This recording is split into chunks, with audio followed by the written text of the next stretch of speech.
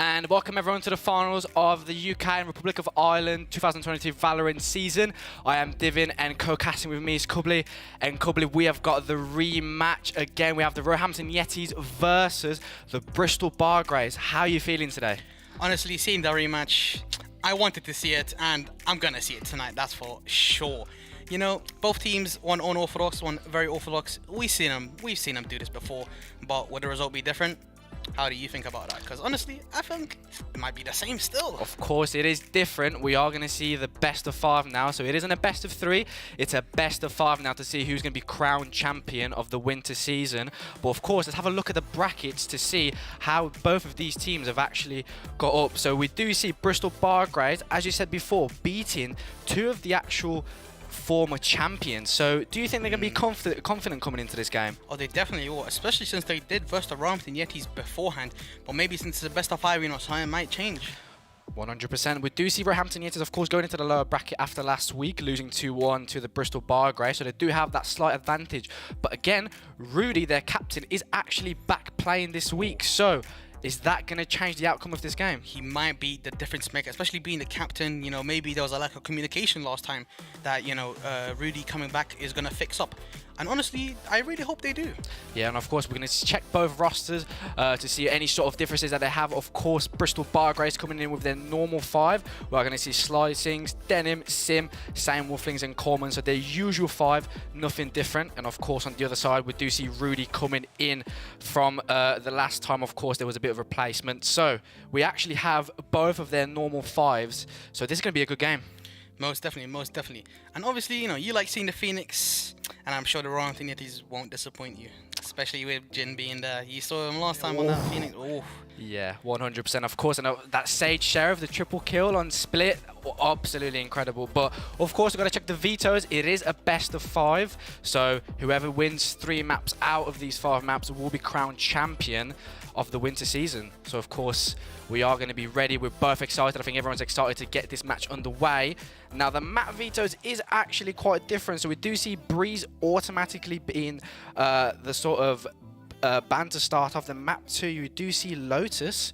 We have casted Lotus before, so it was a great map, I would say. Most definitely, especially with Haven as well being map 3, picked by the Bargraves. They showed a strong performance last time, and I think they're confident in it once again.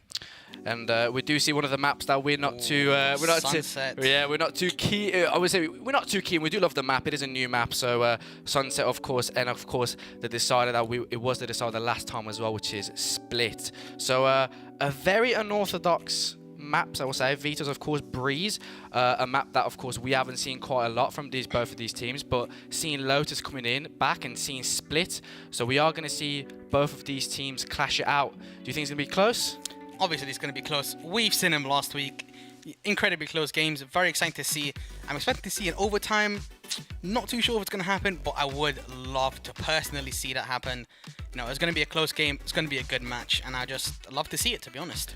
Yeah, of course, we do have map 1, which is Breeze. So Breeze, again, a very unorthodox map. Of course, you have so many combos that you can go for. You can go for that double controller. You do have that Viper going through. So potentially, we might see a double controller. We might even see a double Sentinel. So what do you normally expect? Of course, we have seen Roehampton Yetis go through so many different teams and unorthodox, and we're looking to see not exactly the team I would be choosing, but it's worked for them. Most definitely. Last time, I do believe they had a Harbor, right? Or am I incorrect? No, they did have a Harbor. They had Harbor and a Viper, which, you know, it's unorthodox, but that's what they're known for. That's what they do. That's their bread and butter right there. So honestly, I am expecting to see Harbor once again. They did throw out last time. Very aggressive pushes towards mid. They like taking mid control. They like getting that early aggression, that early control that you're really looking for in those kinds of long-range maps. Yeah, now of course map 1 Breeze, of course it is quite different because of the sort of differences in the mid. Before we have seen the old Breeze where mid was actually quite used. Now being mid being actually kind of split, so you're not really allowed to go towards that left side. It's actually more easier from the CT side, and we're both looking at each other as we see Ica back on that Yoru. We've loved to see it last time. He was actually one of the players from the Bristol Bargraves who went for a Yoru, then went for a Neon the straight game after, which I believe was Lotus actually. So we're gonna see it again. Now we see Modi coming in on that Jet. We've spoke about Modi so many times, and he's an absolutely insane jet, and just a crazy player overall. Who have you got your eyes on this game? I've got my eyes on Icon. You know, he's busting out the Yoru, and I'm really curious about what he's gonna do with it. They definitely have something cooked up, you know, and I'm planning to see something dangerous, and I hope I do. Obviously, from the side of the Yetis here, we have a bit more of a standardized comp. You know, we got the Viper, we got the Jet, we got the Sova and Sky, and we got the Cypher here. Cypher, after his buffs, right, his trips are very quick to stun people, and if you don't destroy them, they still stay there. I think his buffs were quite significant, so seeing him here, it's not really unheard of, to be honest. Both teams picking him here. Yeah, it is not surprising. A lot of people even said he was buffed that much. He needs another nerf. Oh, I don't know about that one. I don't know. Of course, his trips now being much more larger than usual. But yeah, he's one of the strongest Sentinels right now, especially. But we're ready to get straight into map 1 Breeze, of course. We do have Roehampton Yetis versus the Bristol Bargraves, the rematch from last week. As you remember, last week Bristol Bargraves took it 2-1. Is it going to be different, or are Bristol Bargraves going to take it through and win that championship? We have to wait and find out, to be fair. We have been talking about that Ica Yoru. Hopefully it's going to be the game changer. Hopefully it will. I'm putting my money on the Bargraves. I don't know about you, you know, but they've done things that I haven't really seen much before, and they've shocked me so far, and, you know, I'm a fan. Yeah, but again, you didn't have Rudy last time. You didn't have the captain. That is true. The sole purpose why the team played how they played. So maybe Rudy can be that difference maker in this best of 5. Well, let's hope he is, because if he does make a difference, a significant one at that, I'm sure we'll be seeing plenty of back and forth gameplay here. Maybe some overtimes. You know, maybe some clutches. I'm sure we're going to see something great tonight. Yeah, we're most likely we'll see overtimes. It is the best of 5, sure. 100%. We don't expect any of these games to be close enough because we've said this so many times. It is the finals and it is the championship, and we are going to get ready for the first round, as we are going to see the Roehampton Yetis go towards sort of a mid position. Modi straight away is going to dash away, and it is going to be a mid control for the Yetis. Early mid control here for the Yetis, as usual, very standard. It's normal procedures. A quick Viper wall from the Bargraves as well, making sure they don't get too much space. We got Modi here looking up for the peek. Oh, and Wolflings does peek and one-tap him immediately. What a great first pick for the round. No, that is absolutely ridiculous from Saiyan Wolfling. What a shot. Literally instant frag. No more seconds or no refrag to be said, of course. That's a good start for the Yetis, of course. Saiyan Wolfling, a ridiculous shot. But now they're slowly going towards that A position, allowing Sim and Coleman to slowly walk towards that mid position, slicing with a dart towards that position, and it is gonna be Rudy all alone on that site. Dart being destroyed immediately. Not much info gained. But you know, at least 2 players are there as Slicings does take out Rudy. Only the Yoru here left on yellow. It's looking like a tough retake with Goldo also going down, but Icar definitely not going down without a fight, taking out Sim. Coleman taking out Jin, and Ike again taking down himself. Quite a very good round from the Yetis, only losing the Sky on the attack. Yeah, that's actually a very, very good round, of course, for them. But we are going to see, of course, the anti-eco coming in. As we said before, Saiyan Wolfling, what a shot on that first kill against Modi. Sort of that jet diff that we've been talking about. But yeah, what a good round from the Bargraves, of course, as you said before. But yeah, let's see how this anti-eco is going to go. Most definitely him, you know, a Sheriff being bought. You know, Wolfling, he's feeling dangerous with the... He's feeling dangerous here with the Sheriff. He's keeping it from last round. He hit a nice shot, and he's feeling himself this round, that's for sure. A lot of things being tossed around at mid. That early mid control that we've been talking about is happening once again. Wolfling peeking that same angle. He's feeling himself. Knows Jin through a molly. He knows someone is there. And it's looking like Slicings does not check elbow on Goldo. Gets a free pick on Denim.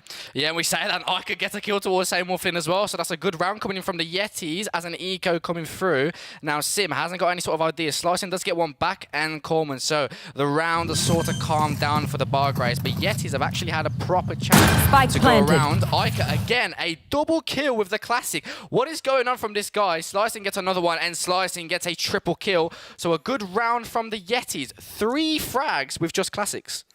Losing 3 to classics there it's unheard of, to be honest.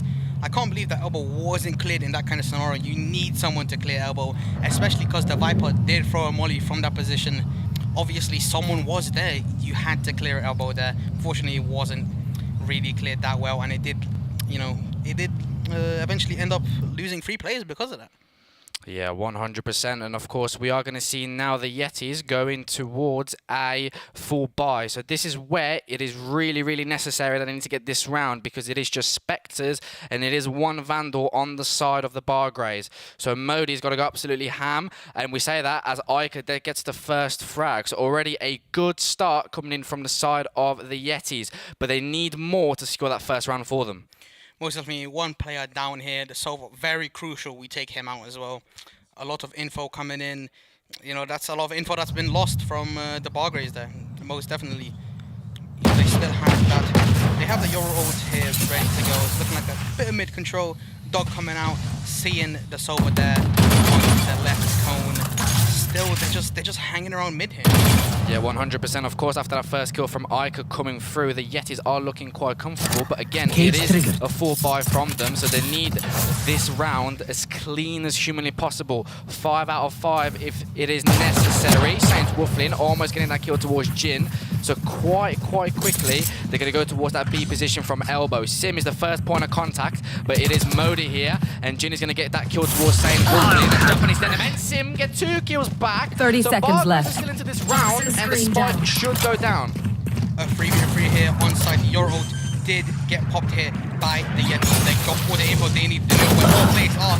Ica taking down the Coleman, and the teleport being thrown out. It's looking like they are getting pincered here on the site with only 14 seconds left. Yeah, we say that, and of 10 course we are going to see the spike going down, but Sim gets another kill, and one Ica enemy with a beautiful remaining. triple kill. Last and player it is just Sim with a standing. beautiful kill as well. So it is a 1 versus 1. Sim is on 3 kills, and Goldo needs to do something magical for the side of the Yetis to secure their first round. All right, Bristol Bark is going to come through, and Goldo gets the last kill, and Sim a little bit of a whiff, but the first round for the Yetis finally, before people down, their body's going to be looking rough. Most definitely Godo with a nice flick there for the Yetis, securing that round. However, losing so many players in the process, especially since the Bargrays did have money from last round with, you know, a bit worse equipment, that's for sure. And they still managed to pull out 4 kills, which is huge for the economy here. As you can see, Icar, you know, he's only got a Guardian half armor. It's looking a little rough. Jin only with a Spectre. It's not looking like the best buy, and a very important round here. Of course, we are going to see the side of Bristol Bargrays with full artillery. Of course, we are going to see the mid control again, as we've been talking about so many times. This map now is so important with that mid control that it is going to be used every now. Now, Sim has got full control of mid, and he's going to try and get something done here, while the other side are going towards more of a default position. Cypher holding B for any sort of anyone trying to get overzealous, and then Sova and Jet holding towards that A position. So very slow now from the Bargrays. They're playing quite slow, quite different from last week. Most definitely. Maybe, you know, it's the adaptation that they really needed, to be honest. They know the other team is aggressive. They know they go for early plays, and they're just trying to seek out any free kills they can to make the site take and the retake even better for themselves. And taking a site with 1-man advantage, it's just simpler. It's just easier. It really is. And it's what they are looking for with this early mid control. They're waiting for someone to peek, and you know, I don't think Ica's watching falling for this it. spot. He's still hiding behind that door. He's not letting anyone go through. Yeah, Rudy, of course, has got that mid control with the Guardian, so he's going to have to hit some very hefty shots if he wants to get anything out of this round. Modi is on B site with Jin, so these two are the only people who can try and hold this site through, as the side of the Bargrays 30 seconds left. towards that B position. The Charlie is going to go through, and now the ult is going to go through, so Jin is getting killed by Saint Wolflin, and that is already an instant frag. Rudy down, another kill. Sim gets one back, and it is going to be Sim with a double kill. Rudy gets one back, and it's a 2-on-2. Looking like a 2v2 retake hit. Rudy, Last a bit player less standing. HP than he Spike required. planted. Coleman taking One out enemy Icar, remaining. Not to be outdone himself. Only has 46 HP on the 1v1, and slicing. Gets a nice shot. Good crosshair placement. Good little spray down. So what we wanted to see, and that's what happened. Yeah, what a good round from the side of the Bargrays. A very close round, I would say. Very good kills from the side of Modi and Rudy to try and hold that side, but he just wasn't meant to be, unfortunately. And the third round, and it's unfortunately back to an eco for the side of the Yetis, as they are 2 rounds down and they need to find something quick. Back to classics, back to sheriffs. But we've said this before, we cannot, especially a team like Yetis, to let them not surprise you, of course, with them sheriffs. Most definitely. The Yetis here on an unfortunate bye, and the Bargraves here have a bit of cash to spare, that's for sure. Even if they lose the next couple of rounds, the economy will be looking a little clean, that is for sure. The Yetis need anything they really can get in this kind of scenario, but they are a bit dangerous with these sheriffs, especially Modi. We've seen him do some devastating things, that is for sure. Oh, and Godo gets caught out. Unfortunately, the person watching window maybe got distracted, but did get traded. Honestly, that's worth in my book. 1-for-1, especially with worse weapons.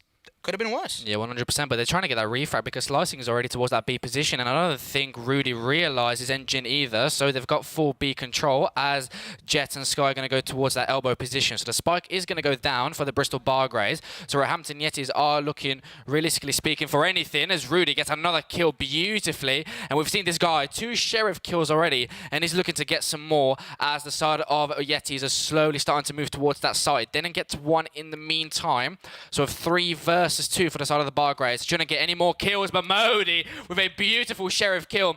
It is just Slicing on site. It is going to be Sky towards that elbow position. Sim needs to do something magical. He gets some damage towards both of them, and they're both very, very low. The down position is going to go through. Slicing gets 1, and Slicing gets a double.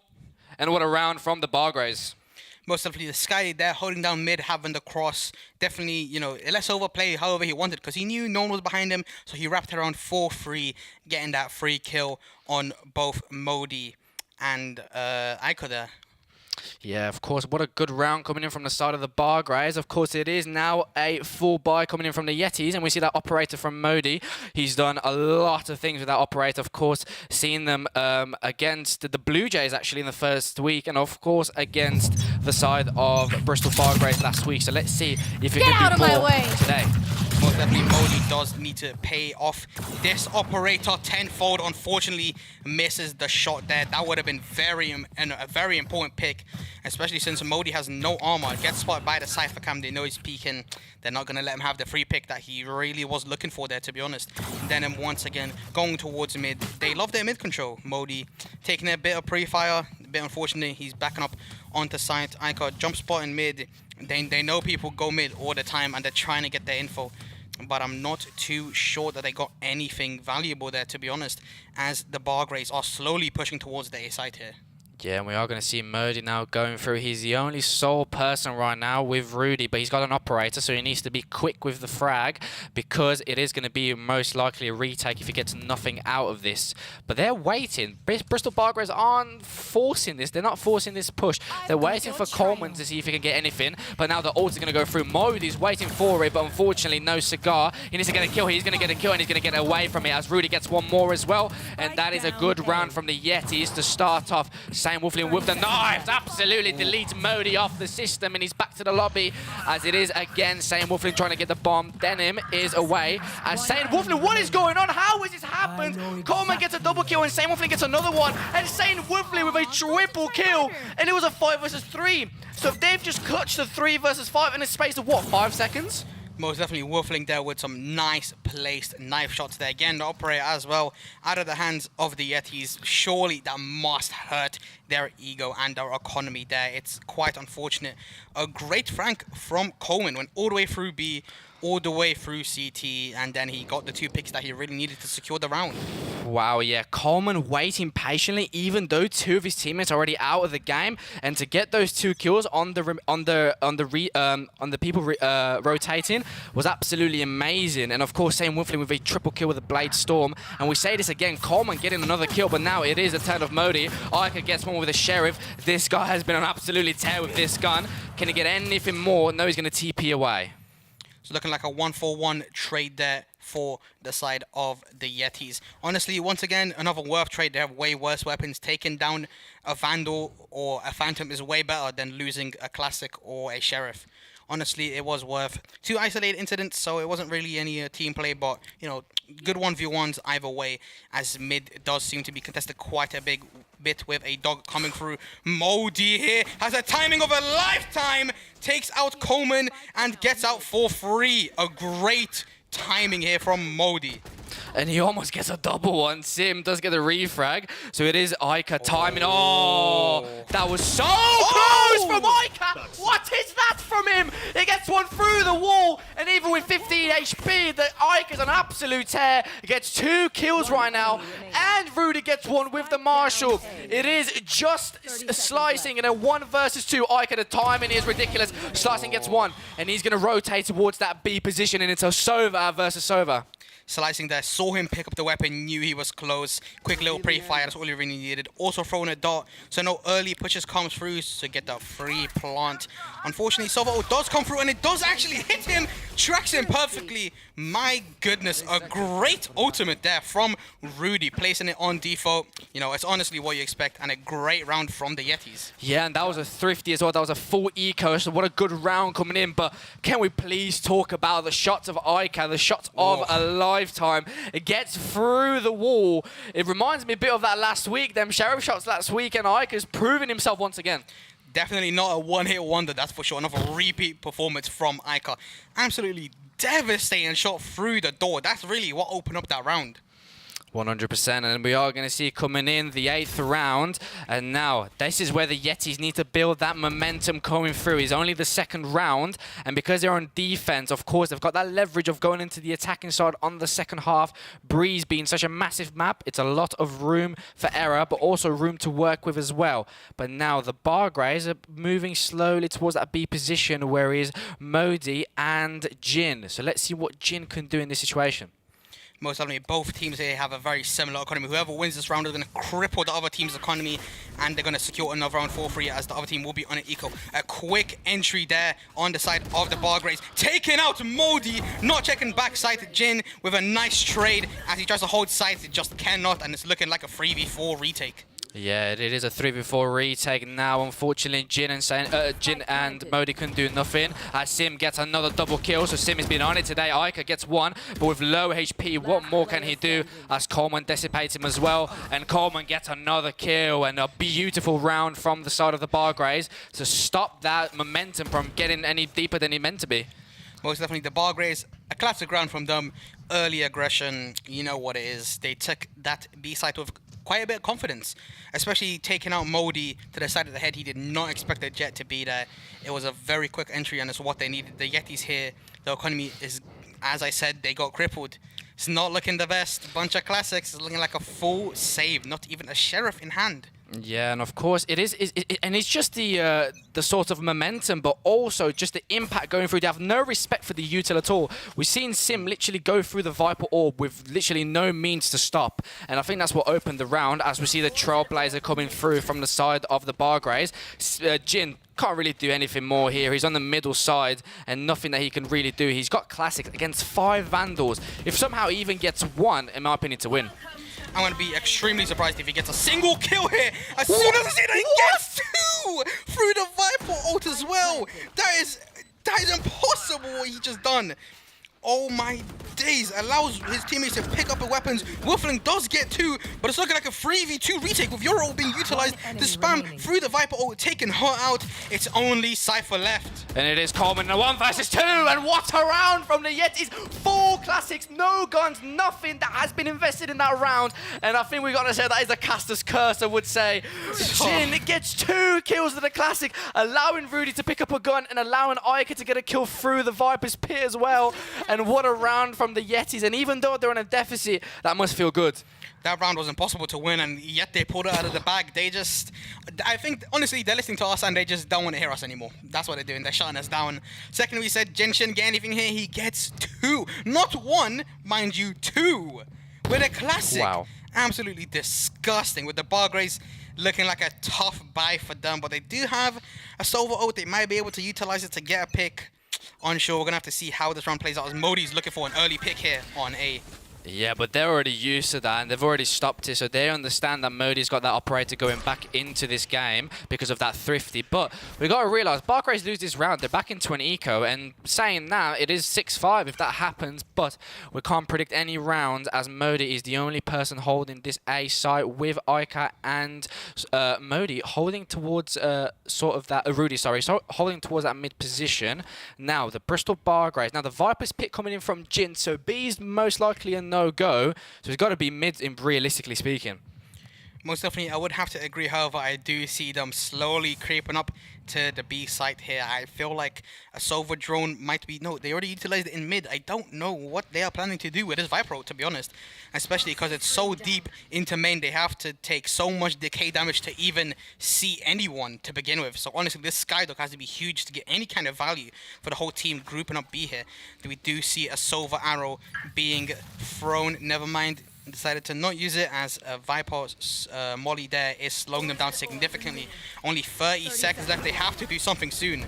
Yeah, and they're always going to go through, but Sim with just a Marshall, I don't know what you're thinking of doing, but St. Wolfling's going through, and Jin is just a classic god at this point. Sim gets one through, Rudy gets a trade, but Bargraves are in the side. Slicing gets one, Jin gets a refrag, so 3 versus 2. And with 12 seconds on the clock, that bomb needs to go down. Coleman is going to go through and plant this bomb, so it is a 2 versus 2. The timing could be ridiculous. Unfortunately, a missed shot from Sim, and Rudy does get a last kill, so it is just Sim in a 1 versus 2 with a Marshall. He needs to do something spectacular to keep Bargraves, and so close, gets 105 damage, and look at the HP of both the Yeti players, as it is the 4th round for them. Once again, another great round. Jin, honestly, a classic demon. Another kill with a classic spammed all his ammo through the smoke. He's like, you know what, I don't even need it no more. Pulls out a classic, gets the kill on the entry. Absolutely disgusting what I'm seeing here from the side of the Yetis, that's for sure. Yeah, and it is going to be 6-4, and of course, we've said this before, every single game will be as close as it possibly gets, as we do see the Bargraves going into what we see a half buy. We are going to see Slicing actually forcing, so not too sure what they're expecting off this round. Maybe a Hero Guardian, maybe he wants to get something done out of it, but we are going to see Modi towards that mid position, and nobody's looking to contest that, unfortunately. Just Coleman, so if Coleman does misstep, he might be domed and back to the lobby, but Modi thinks better, so he isn't going to peek now, as we say. He's holding a very deep angle, very aggressive angle, and he's going to fall back.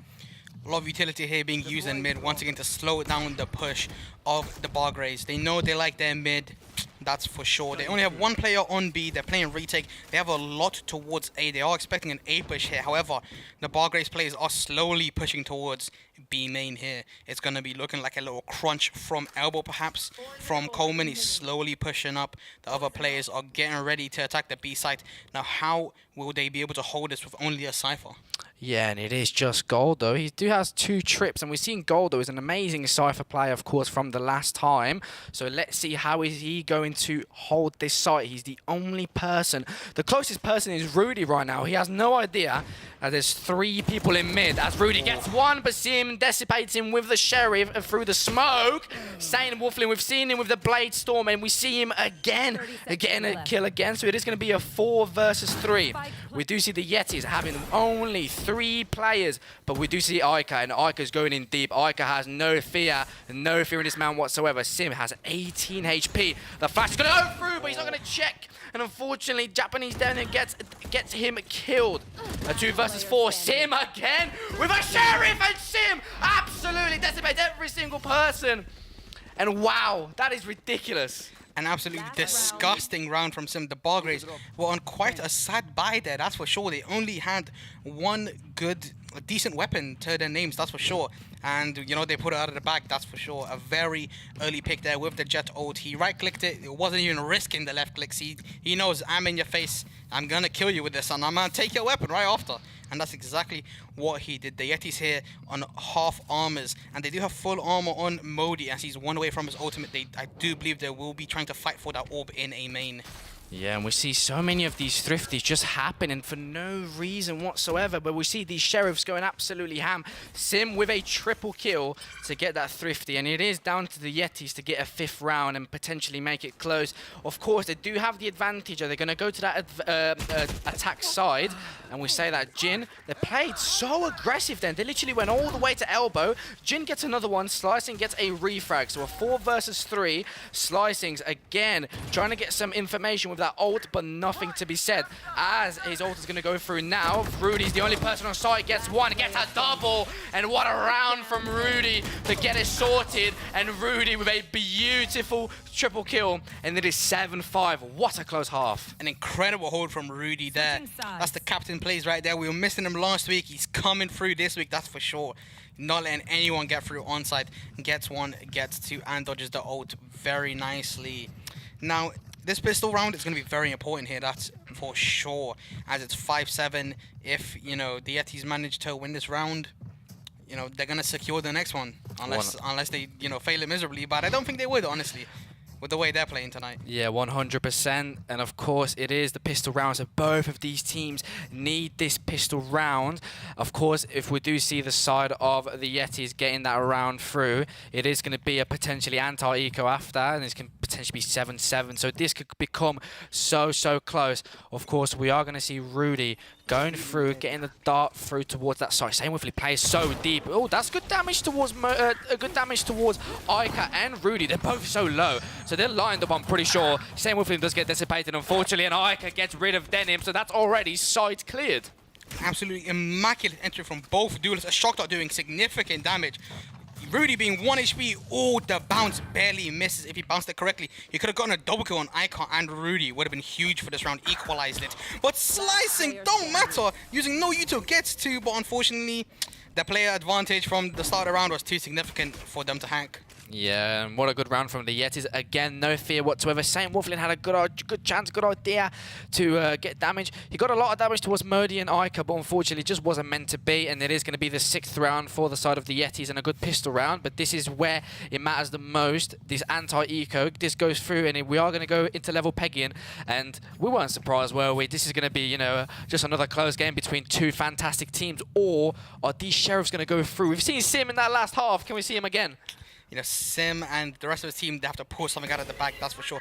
The Yetis need to play their advantage here very nicely to not lose any plays, so the next round can be won, you know, can at least be contested, to be honest. That's all you need. You need the next round to be contested, and that's what they need. Modi here, quick early mid info, doesn't see much, but you see Wolfling's already tucked in mid. He's waiting for them to push. He knows mid is so important on this map. They have two players in a little cross, and Sova top mid, jiggle peeking, making sure nothing goes through. Silver Drone is coming through, spots the door player, does not spot Wolfling. They still don't know he's there. Goldo getting a pick on a maybe overzealous Denim there. You know, peeking B main, and it does look like that pick will be transferred into a site take here. Yeah, and it is just slicing. So slicing's got to go above and beyond as Ica takes another person with him. So a 5 versus 3, this should be an easy spike plant for the side of Yetis, as it is Modi on site. Ooh, very close to the head of slicing through the smoke, as Rudy with a Pythagoras theorem type darts, as Sim gets double kills with the Sheriff. This guy is on an absolute tear. Even though he's not going to win this round, he's got 2 kills under his name, as Rudy does get another kill. But Sim, again, we've spoken about him. Even though these rounds are not going his way, he's getting his confidence up, and that's exactly what you want. Most definitely, the Yetis doing very well to not lose a single player on the side take. However, Sim was making sure to do that economy damage. He knows he needs it, and he pulled it through. Both teams looking like a bit of a half armor buy. The Bar Greys do seem to be on top, as they all have very nice rifles. However, on the Yetis, they have 2 Sheriffs and a Bulldog instead. However, those 2 Vandals can put in some work. That's for sure, especially on this map with everyone being on half armor. The one-taps are going to go crazy, as it does look like a very quick B push is about to happen. Yeah, 100%. Of course, it is the half buy, or I would say the bonus round for the side of Yeti. So Bristol Bar Greys, it is all up to them to make this round count. If they don't win this round, it's looking rough for their economy, and it's looking really good for the Yetis to make this combat. Unfortunately, Slicing gets one, Ica gets another one through, and Denim gets a refrag. So it is just trade galore, as a Denim gets rid of 2 players. And what a round from Viper to try and get this Bristol Bar Greys back into an 8th and back to secure another round. Goldo and Jin need to get that bomb back if they want to do something. Good damage. Jin gets 1, but Same Wolfling gets 2, and it is going to be 8-7 from the Bar Greys. That quick flank from Wolfling did manage to secure that round quite easily. Very good side hold, in my opinion, to be honest, from Denim. He took out both the plays he needed to, both of the entries. He heard the TP backside. He knew Yoru was around there somewhere. Quick little peek, one tap. That's what you need to secure the round, and he did it. Now it's looking like a 8-7 with both teams once again having rifles, but Sim only having a Guardian. A bit less fruitful, in my opinion. That's for sure. Yeah, potentially. Now, of course, it is the side of Bargrays that have won that round. Again, it is all up to them. Any team who loses round is really back into an eco, back into a half buy. So it's a very important round. The first sort of realistically full buy that we've seen from this half. So again, we are going to see that drone going through for mid. Unfortunately, not getting anyone. Let's talk about Sane Wolfling getting double kills in this round to start off. And he's an absolutely maniac. Literally, look how deep he is towards that A main to get 2 kills. He's playing so aggros ridiculously. Modi's got 2 players looking at him. So realistically, he shouldn't live in this position. But we do see how good Modi is. And we say that Coleman gets rid of him. So a perfect round from the side of Bargrays.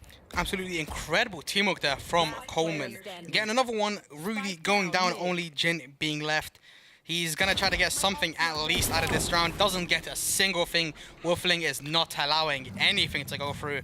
9-7 here, and Yetis are definitely going to be on an eco. It's looking a little rough for them. Yeah, and that round was just perfect. I don't think there was any flaws in that round from the Bargrays. 3 kills from Same Wolflings, and then 2 kills from Coleman to secure that round. Literally perfect. Nothing that went wrong, and it's back into a half buy. Coleman and Sim, great teamwork there. The second Coleman saw him on the cam, Sim launched a dog at him, then peeked with a drone, with a cage to cover up any sort of firing. That was a free kill right there as he was demobilized.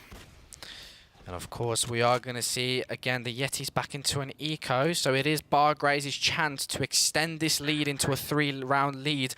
Or are Yetis going to go back into, what I would say, we call it thrifty mode, of course. There's so many thrifties going around in this game, I can't even count. So the drone for Rudy is going to go through. Same Wolfling is going to get detected, but Sim literally gets rid of Modi and Icon mid. No mid control whatsoever for you, my friend. And it is Same Wolfling trying to push the side of Yetis back into mid. And back into A main they go. And yeah, just what a run from Sim. Most definitely. Viper Wall coming up with a cage as well. Sim getting a very aggressive angle. Godo takes him out and gets traded by Wolfling, getting free with a spray down. My God, Wolfling is putting on a generational performance. Wow, that is a round from Wolfling. Even though it's an eco, the precision, the spray, the crosshair placement from Wolfling is absolutely amazing. And he's one of the players that we haven't talked a lot about last week, but we're sure as hell going to speak about him today. 20-11, top of the leaderboard, and that operator is out. And on defense, that can be crucial. Most definitely. The early picks he's been getting with that aggression, they're just going to multiply with the operator, I believe. Honestly, he only needs that one shot and he is looking for an early pick B as he senses the Yetis are coming through. Euroclone does tank the first bullet. Also tagging him. So coming through. Not much gained, unfortunately. Oh, St. Wolflings with a great shot with his ultimate. Coleman taking out 2. 3? That is beyond ridiculous from St. Wolfling and Coleman.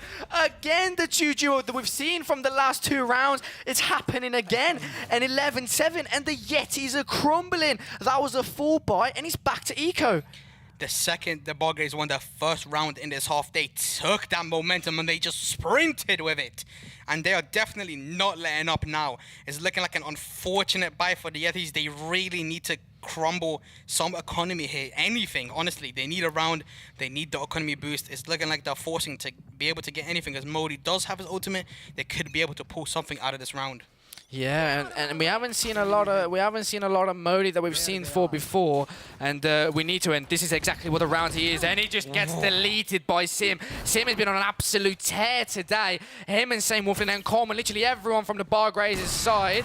As we are going to see Jim, look how low he is. Sim gets another kill, and that is a perfect round again. Goldo gets one with the Stinger. Coleman is the only person on site. Sim is holding from stairs, but look how low Coleman is now, 74 HP, and Coleman needs to do something big. Slicing is there to back him up, and Slicing gets a double kill, and it is Rudy in a 1 versus 3. He's got the orb, and he's far from his ult, unfortunately, but he needs to do something magical with this Guardian. Someone on stairs. Can he get a 1-tap? Yes, he can. Okay, let's not let Rudy out of this round just yet. The drone is going to get him, unfortunately, but it is nothing different. It is a 1 versus 2, 85 HP, and he's going to take it slow.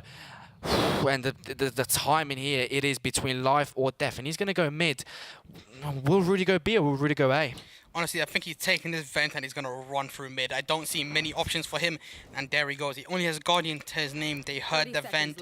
They don't. Oh, Slicing is not feeling it. He might think it's a fake, giving them a 1v1 against Denim. But Denim can definitely hold his own. 100%, and Denim was really close to dying as well. He's on 25 HP as we speak, and it is map point already for the side of Bristol Bargraves. It was their map pick, and it's looking like it, of course, and it's looking like this side that we've seen last week, and we keep seeing wrapping rounds. Sam Wolfland on 22 and 12, but just looking from the team, even though Denim is only on 7 kills, he's been holding his own, and he's a Viper at the end of the day. And the other players, we have to speak about them. They're outperforming. Most definitely, the performance here from this team is absolutely phenomenal tonight. Every single player. Oh, Jin getting 2. Slicing maybe wasn't watching the window in time for his teammate there. Wow, getting 2 very early picks. It's looking like they're going to rotate straight to A. Yeah, and that is a ridiculous round from Jin. Gets 2, and he didn't even stop spraying. That was a spray transfer that Jin absolutely got rid of it. So now Yetis have got full control of that attacking, of that A site. So Bristol Bargraves, I don't know what they can do here. Coleman gets 1, but the Viper's pit is already going to go through. So I don't know how Bristol Bargraves is going to go through and try and win this round.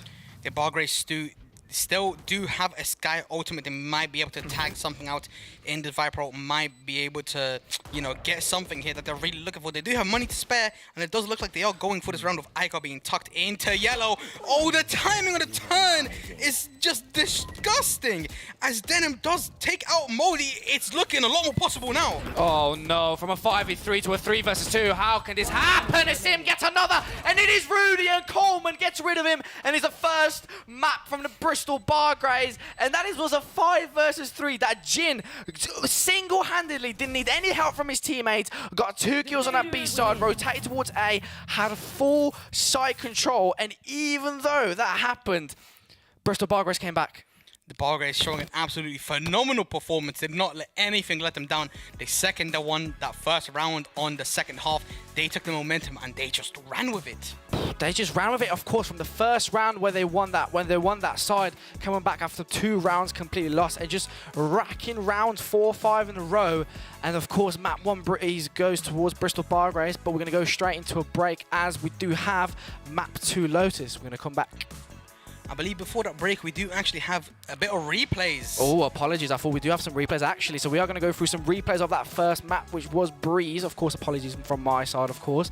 But yeah, what a map from both sides. Of course, the first half was quite close, but in the second half, Bristol Bargraves just went through it. Of course, we are going to see one of the few first rounds coming from the side of Goldo. Just a beautiful flick on the other side. Sam Wolfland, of course, we spoke about him so much. Just great shots coming in. Coleman as well. You know, you really can't take anyone down from the Bargraves. Oh, that shot. I know you're happy they recorded that. Disgusting that. Yeah. Jin getting 2 as well. What a classic. Jesus. So many great moments in the first map. We're only 1 map in. Yeah, exactly. And of course, we spoke about that Jin duo classic. Literally, as soon as I said something, he got 2 kills. But yeah, these are just clips of how good the teamwork is from the Bristol Bargraves. They're playing so well, and they're playing so well as a team. Coleman, Sim, Sam Wolfing, they're all playing as a team. And we can see about the scoreline. Most definitely, Coleman and Sim, great synergy on A there. They're like the judge and executioner. One sets down traps, the other one, he always sits on stairs waiting to play off his teammate's Yuto. It's incredible. It's just incredible teamwork, and it shows. Yeah, but now we're actually going to go into a break as we will get ready map 2, which is Lotus, which is actually the Yetis' side. So let's see if the Yetis come back to make it 1-1, and we'll come back with map 2.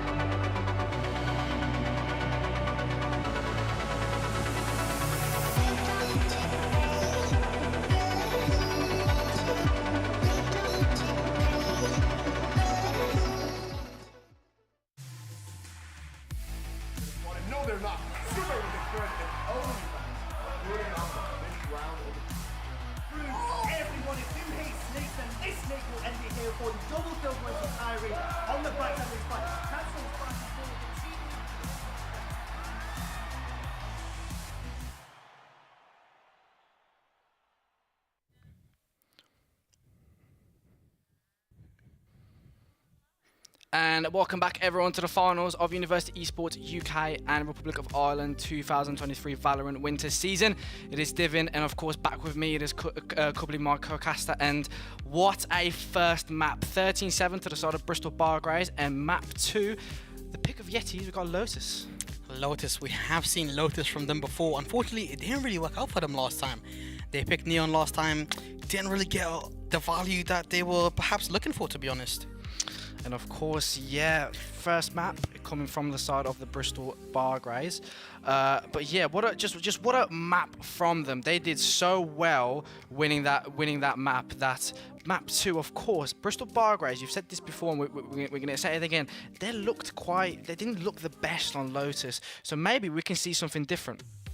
Most definitely, you know, maybe we might see a more standardized comp, but knowing the Bargrays, we're still going to see the double duelist. Let's be real with ourselves here. We've seen it before, we're going to see it again. Double duelist is just the bread and butter that they just run with. Yeah, 100%, and I think I'm really excited to get into this game. It is Lotus, so let's see if Lotus can stand the same as Breeze. Of course, Breeze, we haven't seen a lot from both of these sides, but we've definitely seen Lotus last week. So let's see how both of these teams... Now, both of these teams have played Lotus already last week. So do you think they're going to change the comps, maybe go for something different, knowing that they've got experience and knowing that they've played each other already? Honestly, I'm not too sure, to be honest. They might switch it up, but then again, they like sticking with their double duelist. They don't like the norm. That's what I've noticed. They really just don't like the norm. They like just being themselves and being unorthodox, and it does work for them. It really does, because teams don't really know how to adapt to them in time. You know, by the time you really get what's happening, match is already over. Yeah, exactly. Playing an orthodox comp, especially in this tournament, it's so I would say it's brave, really, because you're expecting teams to just go for your normal comps, your normal on-meta stuff, the normal things that you see a lot of professional teams going for. So as you said, going for a double duelist on a map like Lotus, where you would expect, I don't know, a double sentinel or a double controller, or even a double like initiator, like a sky breach. Having a sky breach on that map is like borderline ridiculous. So them going for a double duelist, it's unheard of, I would say. Honestly, it really is unheard of, but that's the thing. The other team, they're scrimming against what they know they're going to be playing against, and I don't think they're going to be prepared for the Neon, as we do see Ica hovering it, ready to lock that in. That is for sure. Yeah, 100%. As we see the side of the Bristol Bargrays going for their usual comp, as you said before, the double duelist is going to go through. But yeah, both of these teams, of course, Roehampton Yetis are opting for, again, that Neon, I think we've seen. But we do see that double duelist from the Bristol Bargrays. Do you think that Neon is going to do anything different from last time? Honestly, I hope so, because last time it wasn't really the best performance. They did bring it back next game. Icar did play very well the game after that. But they kind of really do need to perform as they are a map down. Yeah, and the map needs to come in straight away, because if they lose this map, it is a 2-0 down, and you don't want to start off this final with 2 maps down. So yeah, the Bristol Bargrays are going to start towards that attacking side, and we are going to see the Roehampton Yetis start on a defensive side. Now, looking at the defensive side of the Yetis, it is very defensive. 2 controllers, as we spoke about, it is probably the meta side of this team. Of course, the Killjoy to hold down that A position by the looks of things, and Modi with that Sky. So Modi is not opting for a duelist this game. Yeah, that's kind of surprising, to be honest. I haven't really seen him play Sky at all, especially on this map. Having a solo duelist as Icar, especially as he's on Neon, it might be difficult to enter sites. Yeah, and he's got to go up against a Sky like Sim, and we've seen what he can do last game, and we've seen what he can do overall. So let's see what can happen in this game. Slicings is going to be the first man of contact, as the Bargrays is going to follow his lead. And the only person, which is probably the person that you want on side, is Killjoy. Jin is the only person, so he's going to fall back. So I think they're looking for a retake here. They most definitely are. Pop the molly there early to slow down the take, to make sure rotates come in just on time for a quick retake, actually, as he jumps down through the pit. Godo does get the first pick. Jin gets the second. Most likely going to be taken up by Wolflings, and it's looking like a 3v4. And Ica gets one, and Modi gets another, so it is the side of Denim alone. And what a round for the side of Yetis. And yeah, that's the same thing that we've seen last time. Of course, Bristol Bargraves are just not as comfortable on this map like they will on Haven or Breeze or other maps that we've seen play them last time. And I just think this is Yeti's map, and you know, we're not gonna say anything because we do know the class is cursed, but we do know that Yetis look really good on this map. Most definitely here, as the Yetis are opting for the usual strat of just dashing some Killjoy util at B, not really holding it too intently. You know, they're just playing B passively as you would. Also have a turret on C with Rudy here. Oh, a quick little double dink on both players. 2 players low already for the side take. Yeah, of course. That's just like a double 1-2, you know, a double whammy, I would say, with 2 dinks as well. But of course, you do have the heal from Sim. So one player is back to 100 HP. But again, it is just sheriffs. It is just classics. Anything that they can get in this map. And, you know, we keep underestimating these sheriffs. But we know that, they, you know, especially the side of Sim, the side of Same Wolfling, what they can do with those sheriffs. So let's see if we can see it this round. Also, I would not count them out just yet. Skyhill once again getting utilized to heal up the Jet. Their health is looking not the best, especially with the weapons they have. You really do want that full health so you can survive a couple body shots and get a nice shot on the Sheriff as they are slowly pushing up onto A. Yeah, but now they're just going to run. Now they've heard him with 45 seconds. They've still got time to rotate, but look at the side. Look how much they've rotated. It's 4 people already on site. Now, Killjoy's opting to go towards that B position. So are they looking to break this door and go towards B, which I'm assuming is what they're doing? Most definitely, they are setting up for a nice little B split. They're even watching the smoke go down. They have 3 players on A, only 1 on B, and the dog is coming through. They are switching up. Jin throws a molly, but gets concussed as they do have the site. Yeah, and they're going to get sparked down, and that's already a win in my position. Slicing gets nothing, unfortunately. Sorry, Same Wolfling gets nothing, unfortunately. Jin gets one as well, but Ica with the Neon. That's a good kill to start off the round, and Ica gets a double. So Sim getting one is just a bit of consulting kills, unfortunately. Rudy gets a double, and just a good round from the Yeti side, but Bargraves get the bomb down, so a few extra credits on their side, I would say. Most definitely, the few extra credits can't hurt, especially since they bought Sheriffs. They invested a little bit into that round, and they did get it back. They did. The investment did pull through, got the bomb down. We will be looking at mostly half armor and Vandals and Phantoms. Yeah, but a map like Lotus being so large, Spectres and Stingers normally work in close range combat. So looking at the side of Yetis and what they have, realistically, the Bargraves should be looking to get that full buy. But as you said before, look at the stack on C. I would say there's 4 players. Something is about to happen on C, that's for sure. They have a 4-player stack with Omen as well, ready with a possible blind. This is about to be a slaughterhouse, and I can't tell for which team just yet. I don't know, these Spectres work so good, but this is exactly what they're doing, and they're running with the Spectres. Modi gets one, and that's exactly what they wanted, but Saint Wolfling is slicing, saying, no, we're going to get those kills back for you. But that is really, really good information that they've pushed towards B, but they're still waiting on 2 on C, so it is only Jin to hold this side. He has got a Spectre, and he has got all of his util, so Jin needs to do something immaculate. The door is going to open, so Jin is alone, and he is literally being surrounded by all of the players. He's going to get 1 kill to 1 Same Wolfling. So Jin has still got time. Oh, the timing here could be ridiculous. He's going to get killed through the smoke, potentially, if he doesn't move. The timing here. The timing! How does Jin get 1 through the smoke? That is ridiculous. Slicing gets 1 back. And there's a 2 versus 2. But how does Slicing get 1? He just 180s them. Rudy here. He's going to die, I'm pretty sure. Oh, no, he isn't. He's really low. The timing here. Slicing's going to get a triple kill. Rudy with a Spectre! Oh the Sheriff gets a double kill. And that's the 3rd round for the Yetis. How? What did we just witness? Absolutely disgusting from Rudy there. Getting both plays. The Bargraves even invested the race ultimate and they still lost the round. That has to be heartbreaking. They invested everything. Vandals, utility. Look at the money. They're broke. And now for the side of Yetis, they can fall by. They can get Vandals. They can get absolutely everything. But even though we're talking about those 2 kills from Rudy, can we talk about how the 180 from Jin absolutely gets rid of Coleman completely of the lobby? Literally gets rid of him. What a round.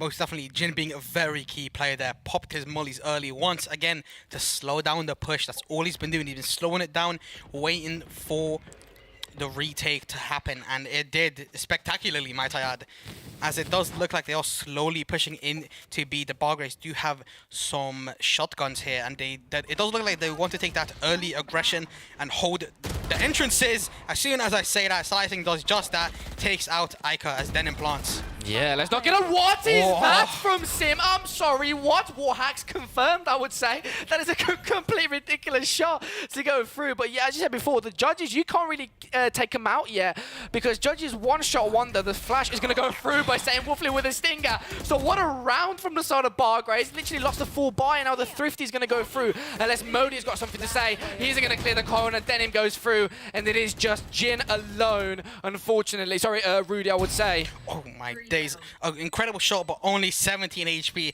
It's looking like it's not really that possible. If he ever killed Denim there and then flicked onto Coleman, I would have absolutely lost it.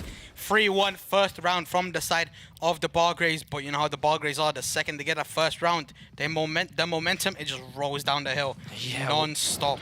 100%, but Rudy was so close. He got 3 kills. That was a ridiculous shot. That last one could have gotten Denim as well, but that was just about it. But yeah, what a Thrifty. We keep talking about these Thrifties before. Bargraves seem to be losing full buys, but just seem to be coming back always with these sheriffs, always with these judges, these specters, especially Sim through the smoke. That's a ridiculous shot. Most definitely. Most of the Yetis here are converging here onto a site. They are looking for that early pick as Coleman does take the fight. Does manage to back out without too much being lost. Just a bit of armor, just a bit of health. Not much has happened as his team is slowly pushing into C. Gets slowed down by the Viper smoke and Molly. Very crucial. Viper is a controller that's very heavily used on the defensive side. A quick fight from Coleman and Goldo. Ica does trade a 4v4. Never mind, a 4v3 as Sim takes the man advantage. Yeah, just a quick side from the side of Yetis. Literally pushed in so heavy towards A, but unfortunately it does get traded by the side of Ica. So it is a good round from the side of the Bristol Bargraves, but they need more. It's still a 4 versus 3, and it's still going towards C. And we know who's on C, and we've been talking about his name quite a bit today. Modi and Jin. It is Sim, the first person. Slicing is already in. Modi needs to do something big, and his place. What is that? Wolfley just jumps in and gets rid of him. That is ridiculous. Ica with the ult gets through. Jin gets another. It's a 2 versus 2. He gets dinked in this position, but still gets a kill. And that is a round that is completely ridiculous. But even though the Yetis have won, can we talk about how Saint Wolfling just jumps around and one-taps him? You know, Saint Wolfling there with some very incredible movement, shooting, combination of both. Not too sure, a bit of precise gunplay, as I would say so myself. Mid-jump, throwing off the crosshair placement, and also managing to headshot the only defender on site.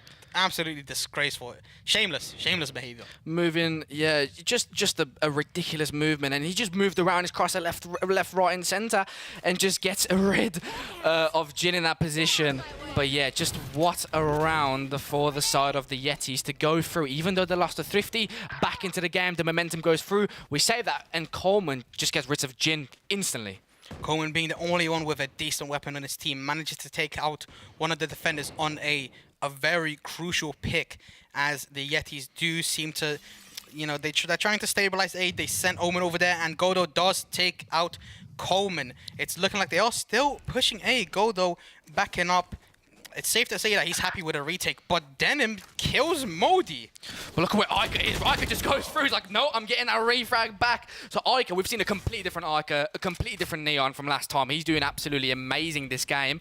He gets a refrag completely. But looking where Bristol is, Bristol's going to get the bomb down. So the Bargraves have got complete control of that site. So it is down to the Yetis to get back into this site. Remember, it is a half buy for the side of the Bargraves. So are we going to see another Thrifty on their side? Slicing does get a bit damaged from the toxic of Rudy, but Rudy now needs to do something big. Ica's going to get another kill towards Saint Wolfling, and Ica just moves around. He doesn't care. He has no idea. No care for the wall. Slicing gets one, and he's going to be slicing in a 1 versus 2, and Rudy does get the kill. Slicing really, really close, but no cigar, unfortunately. Most definitely a great eco from the Bargraves, might I say. You know, they don't have the best weapons, and they are still taking out 4 players on a site take. That's unheard of. If they ever got Rudy to force him to use his Viper ult as well, that would have been so much value, especially for the equipment they had. And it does look like the Bargraves have a full buy for next round. However, if they lose this round, it's going to be looking a little unfortunate for the economy. Same on the side of the Yetis, actually. I thought the economy was doing a lot better, but it does seem to have equalized with the Bargraves. Whoever wins this next round, it's going to be crucial. Definitely some ults are going to be invested in. Yeah, because looking at the deaths of score from the side of Yetis, everyone has realistically died every single round, apart from Rudy. Rudy just been the guy to clutch out these rounds. So even though they've won these rounds, there have been so many rounds where it's just been one person from the Yeti side to be alive. So the money isn't the greatest. So they need more of people to be alive. Looking at how many people was towards that C position again, we're going to see Ica slicing though. Unfortunately, gets nobody. But some good damage towards Ica. But unfortunately, the Bargraves will need to move slowly because it is 3 people on C. And if they go towards C, it's going to be a bloodbath. Most certainly, the Bargraves, they're investing a Raze Grenade and a Raze Ultimate. Unfortunately, not really getting the kill that they were looking for. They invested the ult to get that early kill, to get the man advantage, as this round is so important to them, and they know it. And they did not get what they were looking for. Coleman is slowly edging towards A. Gets spotted by Jin. Unfortunate right there. Jin backing off onto the side, as it does look like they are passing onto a B take. But there's nobody on B. It is unfortunately just Goldo, and he's on elbow. And in this position, this is a good position, but it's such a bad position when you're being pushed. But as we say that, the Bargraves are going towards A, and there's literally not one person towards A. But we are going to see Jin rotate, but he's going to be too late. So again, another retake situation for the Yetis. But the Bargraves, they malfunction when it comes to a post-plan situation. They most definitely Sim getting 2 through each other, I believe. Absolutely disgusting shot as the Bargraves do have it. They still have man advantage even after Godo, Ica, Denim get taken out. Jesus, only Rudy left, the captain. He needs to pull something out. The economy is going to be looking rough if they lose this round. Yeah, and a 5 versus 1. So realistically speaking, Rudy needs to go for either a save or he needs to go ham right now. He jumps now. Denim's going to be ready for him. The timing. That was really clever. Even though he lost that, that's slick movement. I like that. Quick little grab of the rope with his back leg. Did not let him touch the floor. Made no noise, but it don't matter. Denim with a reaction time of an absolute demigod there. Yeah, 100%. And yeah, you were right. Look at the economy from Yetis. Even though they won 3 in a row, 2 in a row, it's looking rough for them. So this is where Bargraves have got the chance to start piling these rounds up, start getting closer, because we know both of these teams just go in and out of each other all the time. Most definitely, the Bargraves were pushed, basically rolling a boulder up a mountain and ran out at the tipping point. They need to push it down to get that momentum throwing through, especially since the Yetis have no real weapons this round, and Coleman is ready for a push. Yeah, but the Trailblazer is going to go through, so Coleman is the only person here right now. He gets one, but Modi gets rid of him with a classic. So, in my opinion, again, a win for the Yetis. But looking where Rudy is, he's got a Bucky! He gets one! Can he get another one? He gets a double kill with the Bucky! That is 850 credits invested, upgraded into a Vandal. The Yetis just don't give the Bargraves any time to breathe. A Bucky getting 2 on a side take is absolutely disgusting. 2 plays slowly pushing up. I don't think they're ready for Sim. They are definitely not. As he gets 2, it's equalized. Sim is an absolute god this game, but Modi, we've seen him with a classic. He gets a ding, so Sim is going to go through. He's looking to get it, and he gets a triple kill. So all Rudy has done, every single thing he's done this round has almost become useless. Sim with a triple kill, and it is all up to Rudy to make it a quadruple kill, to make it the 6th round for them. And Denim and Rudy are going to play together towards that position. Rudy, again, that backline that we've been talking about, that slick movement, and they're holding double, and Rudy needs to go absolutely ridiculous! And we said this before, and we said it again! Rudy with a quadruple kill, the team leader gets a quadruple, gets 4K, gets rid of everyone in the server, and what a clutch to make it 6-2. The Yetis are definitely not going down without a fight in this series, that is for sure. Absolutely disgusting shots from Rudy. My days. Shot one through, another quick headshot into another one. Disgraceful from Rudy there. The Bargraves, the money is not looking their best. Half armor, they got a Guardian. They don't even have the ult from Whiffling. He's only going to have a classic and half armor this round. Never mind. Bought up a Sheriff. They are investing. They are trying their best. However, the money from the Yetis is looking way better. Yeah, but we've said this before, even though the money's looking good, it is just Rudy clutching these rounds. He's on 3 deaths while all of his teammates are on 6 and 7. So even though the economy is decent on his side, on his teammates is looking very rough. So even though they won that last round, the economy is still going to be rough. So Bargraves have still got a chance, but Rudy, again, this guy is on a tear. Gets another kill. He's been getting so many entries, we might as well call him Jet. Rudy absolutely playing duck hunt with the Bargraves here, taking them out one at a time. Sim not letting him, he's not letting him get any more than he should, realistically. He should have died a long time ago. He shouldn't have won that clutch last round, and yet he did. Sim taking out his anger a little bit there as the Bargraves are slowly pushing towards B, and they have 2 players awaiting them. Yeah, it is Ica, and it is going to be Goldo. Now, the lockdown is going to come through from Coleman, so are they going to look to sort of follow it up with that ult, or are they going to go looking towards that C position? Because as we say that, Sim has already rotated towards that mid position, but he's already on site, as we say. Sorry, he hasn't rotated, he's already in sight. So now Ica's going to go through. Look where Ica is with the Neon! Oh, unfortunately, Sim gets one, Modi gets another, and Jin goes through. So a good round from the Yetis. It is just Coleman. What can he do in this position? The Trailblazer is going to go through. He's not going to get detained, but Goldo gets the last kill and the 7th round for the Yetis. Most definitely Coleman there. He was looking for a flank, but unfortunately the site retake was too fast from the Yetis. He knew he either had to speed up or back out and try and help his team, and he did try to help out his team, but it was just a little too late there from Coleman as his entire team just perished before him. Yeah, 100%. And again, looking at the stats right now, even though the Bargraves are 2 kills, Sim is just doing what Sim does, 10 kills. But yeah, we just can't allow Rudy to get any more kills, man. 13 and 4 as a Viper. As a Viper on Lotus, not even a Neon, not even a Jet, not even a Raze. A defensive controller, one of the most defensive controllers, if not the most defensive controller. To be on top of the leaderboard is ridiculous. But Ica is already in. He gets 1 through. Can he get anything more as he gets dissipated by Same Wolfling? Goldo is there to refrag. So a 3 versus 4 for the side of Yetis. Well, it's definitely, they're taking aggression even though they know the other team is on an eco. They are not letting the economy ruin their game plan, that's for sure. Honestly, I'm not sure how worth that was. I mean, taking out good 2 players is very good. If he did not take out the second and it was a 1-for-1, it definitely would not have been worth, that's for sure. Yeah. Oh, and they are getting wiped out by Modi. Absolutely just walking into his crosshair. 1, 2, and 3. Did not let them go through at all. Yeah, literally the judge, jury, and executioner all in one. Literally gets rid of 3 at the same time. And yeah, just as we said before, Yeti's just rowing through, and it's the momentum and it's the confidence I need, especially after not a great map of Breeze. Now it's a completely different story. And we said this before, I think Lotus is one of their strongest maps as well. Most definitely, you can tell that they picked this map, and you could tell that they practiced it through and through. They have so many set plays. They have on B, they have on A, and they're ready to go no matter what. The Bargraves are gonna look to take these last couple rounds, hopefully, to maybe try and go into the defensive side with a bit more leeway.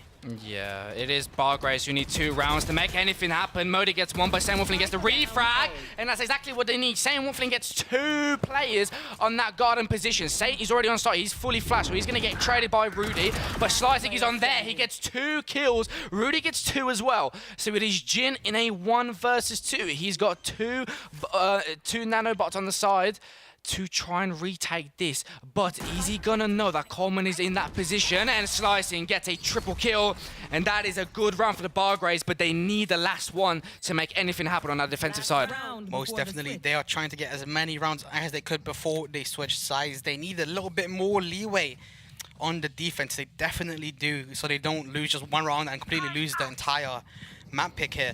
It is looking like a bit rough for Ica here, but he does have Goldo, actually does have 7k, and he is picking up an op here on Omen instead of dropping for Ica. Oh no, he still managed to drop 1. Never mind, these guys are balling. A full buy from both sides with ults looking like on the side of the Bargraves. Yeah, and of course we are going to see the Bargraves 1 last shot to get in another round, as we're going to switch to the second half. So now the Bargraves are going to go literally deep towards that C position, nothing more, nothing less. Now the ult doesn't do anything, but it literally brings Rudy back into a retakeable position. So the Bargraves have got full side control, and it's a 5-on-5 retake. 5-on-5 retake here with Rudy having no armor left. Will get healed up. Still 50 health down. His molly did slow the number a little bit for the retake, but they really got to speed it up here. Oh my god, 2 kills from the side of the Bar Grace. Oh my god! Icon sliding in and taking out one of those guys playing Call of Duty. A whole different ball game as Denim does manage to clean up the round from the atrocity that I have just witnessed from the side of the Yetis. Do we have a reward in this tournament or an MVP for the most outrageous shots in this tournament? Because Ika's got to be number 5, number 4, number 3, number 2, and number 1. The shot on Breeze and that shot, that's Call of Duty. That isn't Valorant at all. And yeah, that should not have happened. But even though that happens, Bristol Bar Grace do get the last round, 8-4. But even we said this before, Lotus is such an attacking side that Yetis have done such a good job on defensive, and now they've got leverage to make their attacking side stronger now. Most definitely, they have a little bit of leeway here to, you know, see what they can do, to be honest, from the side of the Yetis. They have 4 rounds banked in already over the Bar Grace. They can lose a couple and it wouldn't really be too bad for them. Waffling here with an early shot, not really getting what he needed, and Aiko is looking to run in. Yeah, and it is defensive for it is Ica going straight in, saying with a death kill 2 through the smoke. That is an absolutely ridiculous shot. Ica does get 1 through back, but Coleman gets another trade. Ica's still on this side though. Denim gets 1 back, and it is gonna be just Killjoy Jin in a 1 versus 3. But Waffling, what is that? 1 through the smoke and 1 tap as well. Jin all the time in. He doesn't get anything unfortunately, and Sim gets that last kill. But Saint Waffling, what is that? Those shots through that one way that Denim put up was absolutely disgraceful. Wow, getting 2 or even 3 there, I'm not too sure. It was a bit disgusting. Icon did manage to get onto site without really no one noticing him, but he only really got the 1 pick. He needed to get a little bit more in that site take, and the Bar Grace do have quite a decent buy here. Honestly, if they win the next round 8-6, it's looking a lot better for them. Yeah, the Bar Grace got a little bit confused when Ica entered the side. Denim was like, where is Ica? Where is he? We can't see him. And look where Ica is. He's already going in, and he was just a classic though. Even with the eco in, he's so aggressive. And that is a different Ica that we've seen from the last time he's played Neon. A complete different breed, a complete different player, complete different play style. But with just 4 classics, of course, in a map like Lotus, nothing that you can really do. You've got Denim and Same Wolflin towards that B position. Japanese Denim with a good flash. He gets damaged from that jumping classic. He's going to get another one. The Trailblazer is going to go through. Rudy's going to get 1. Coleman, but Jin. Oh, that is a lot of trays. Modi gets 2 with the classic, and that is ridiculous. How is this round flipped on its head? It is just slicing. He needs to clutch this round, but Modi with a triple kill. And we said this before in Breeze. He is the classic master. He gets 2 and gets a last kill with a classic, and that is a thrifty. And the economy of Bar Grace is back to an eco. What is this? What are we watching? Because honestly, I'm not too sure myself. Getting 2 with a classic, absolutely disgusting. What is with these games and classics? I just don't understand. Honestly, I wish my one worked like that in ranked. I really do. Exactly. When I use mine in ranked, it just goes all over the shop. These guys, it's like a whole SMG, a whole LMG, I would say. Just complete 1 taps after 1 taps. As we are going to see, Sheriff's been investing into this round. It is back to an eco for the side of the Bar Grace. But what do you really do after you just been thrifted? Honestly, I'm 350 them back, if anything, to be honest. The Bar Grace do need this round, definitely, because if they lose, it's going to be 10-5. It's going to look a little rough for them. They would have to go flawless for the rest of this map. It would be quite unfortunate. The Yetis are feeling very confident today on this map, that's for sure. Yeah, 100%. As we said, that they're going to go towards that B position, and because Modi died later, Same Wolfing died later on, it is side completely clear. So a 5 versus 4 retake for the Bar Grace, and with just Sheriffs, they're just looking for a bit of damage, see what they can do, see if they can remove any Vandals, save any Vandals, I would say. Anything in this round is a bonus for them, but unfortunately, with no armor, again, it is a big map. Jin's going to get a 2nd kill on this side. Modi gets a triple kill, and it is just Sim and slicing, see if they can do anything. But look how Yetis are playing. They're not looking for the kills. They're not looking to rush. They're just looking to play slow. great discipline here as Rudy takes one out, and I could guess out another flawless round there from the Yetis. Honestly, great discipline. They took one out on B, they took B side, they did not over push, they held the spots. It was phenomenal. It was just perfectly played, that's what it was. And now both teams here are on a buy, however the Bargraves are on half armor. Yeah, and as you say that, look at the economy. They lose this round, it's going to be 11-5, back to an eco, or potentially having to be flawless from this on out.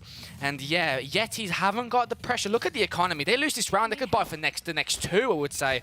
So yeah, it is all pressure on the Bargraves to make this round count, and they're gonna make it count because looking at the side of the Yetis, they're gonna go straight towards that B position. Ike has already cleared most of sight, so Jin already gets rid of slicings, and Ike, oh, he could do a lot of damage here in this position. He gets one. Can he get another one towards Sim? And he clears that site. Saiyan Wolfling is going to go one back, but Modi trades him in a 4 versus 2. A 4v2 here on the retake is looking a bit unfortunate for the Bargraves. They really have to pull something out. Sim is definitely looking for something here.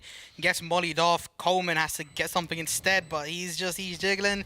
He's not really seeing much. Gets smoked off. He's peeking it. No one is holding him. Never mind. Aika turns around just in time, getting both of the last players. And it's 11-5 with the Bargraves on a very terrible buy for the next round. Yeah, it's 11-5, and they got to go on sheriffs. And if they don't pull a thrifty, it's 12-5, and they got 7 map points to make it 1-1. And then it's Haven, and we know how good Haven is. We all love Haven. A map similar to this, of course. Los is, of course, kind of the same construct, but not really. So yeah, I don't know, Bargraves, they gotta come up with something big, and we need these sheriffs to work. The Yetis' economy is looking extremely good here. You know, honestly, they could lose the next 2 and they would still be perfectly fine for the 3rd. But I don't think they're going to give rounds away for free. Jin is not having it. However, does get traded by Denim there. A worth trade for the side of the Bargraves. A 1-for-1 with sheriffs. I'd take that any day of the week. Yeah, 100%. But you got to also think about the scoreboard. Even though it is worth it, the scoreboard isn't going to help. And as we say that, as Rudy gets rid of him, so it is going to be a 3 versus 4. Now, Denim is going to flash through, allowing his teammates from C to do anything. But Denim isn't hitting any shots. Golder's going to get rid of him. So a 4 versus 2, and he's looking pretty rough. They're going to go towards C, and it is just Coleman. And unless Coleman has got the aim of an absolute god, he's got only a sheriff to work with, and he's alone. He gets rid of one with the nano, but they're probably going to be looking to get rid of him as the Trailblazer is going to get through to him. So it is just Coleman in a 1 versus 3, nothing to do, and it is Matt Point. Honestly, he was in a spot where it was a death sentence, and the dogs seeing him there just sealed it in, that's for sure. 12-5 for the side of the Yetis as their Bargraves are banging up for Wolfling. It does look like they're investing their entire future into this round, and honestly, they really need to. 12-5, they need to be flawless from here on out, but the Yetis are looking a little too confident, to be honest. Yeah, we need that operator from Saiyan Wolfling to be turning like prime 10s, and that needs to happen now or never, because it is 12-5. Any mistake from now on, and we're going to Haven, and it is just looking like that. It looks like a complete turntable, a complete 180 from what we've seen from Breeze, and look at where Ike is going. He's literally going straight into side. He has no care for the world of any util that Killjoy is throwing, and the site is clear, and it's a 5v5 retake. Most definitely, the Bargraves here opting to play a retake. I'm not sure how good that's going to go for them, especially since the Yetis do have a Killjoy, so they will be able to slow down the retake quite significantly, to be honest. I don't think they have the time. There goes the Killjoy, as I've stated. They are still running in. Yeah, Slicing's going to go through. He just pressed a satchel at him. Sim's going to get rid of him. Denim gets a trade, but look where the ult is. They're not really going to do anything. Jin's going to get one, and it is, and he's going to get dissipated as well. So Coleman, unfortunately, and it looks like it is going to be the 2nd map goes to the side of Yetis. But yeah, just what a game so far for both of these teams, unless Coleman can realistically do anything. And no, he can't. And what a game, Kublai. What a game. Most definitely, the Yetis there looking very confident. Aika on the Neon, definitely from his last time playing it, he learned some tips and tricks, that's for sure. Absolute great performance there. He always played with his team very nicely, always got the trade. Honestly, it was a great performance. Yeah, 100%, and I think we're probably going to see in the replay anyway, but the Ica going through, sliding in, gets one through the wall. It gave me reminders of that last game where he shot Jin through the wall. And yeah, that's just an amazing performance from the Roehampton Yetis to get that second map. But now we're gonna get ready for Haven. How do you think that's going to plan out? Haven, honestly, it could be anyone's game. The Yetis are very aggressive, as we just saw on Lotus. So Haven might just be there as well. Oh, nice shots. This round was incredible. Ica, nice ultimate there. Honestly, it's just... Oh. Both teams definitely had their moments, but the Yetis did manage to pull through in the end. This round from Rudy was, honestly, that might have been a turning point of the entire map right there, that's for sure. Yeah, it's most of these... Yeah, that's, in my opinion, the most ridiculous shot of probably the entire tournament, I would say. That is ridiculous. Even though he's moving, he doesn't care. He has no care for the world. Well, literally one bullet, one taps him through the wall. But most of these clips, realistically, was just 1v2s from Rudy. And we've been talking about that economy, that Roehampton Yetis hadn't had the best economy, but Rudy's just keep clutching those rounds, which even though they're winning rounds, and even though the economy's low, they're outperforming, and they've outperformed Bristol Bargraves. Most definitely. You could really tell that this was their map pick. A great performance from the entire team. They all knew what they were doing at all times. They had really good set plays on defense. Nice little smoke, you know, from Omen, or one way as well. Like, it was just disgusting. And it does look like we are ready for a break. Yeah, we are ready for a break, guys. We do have map 3 Haven to get sorted, and we're going to see you guys in a bit.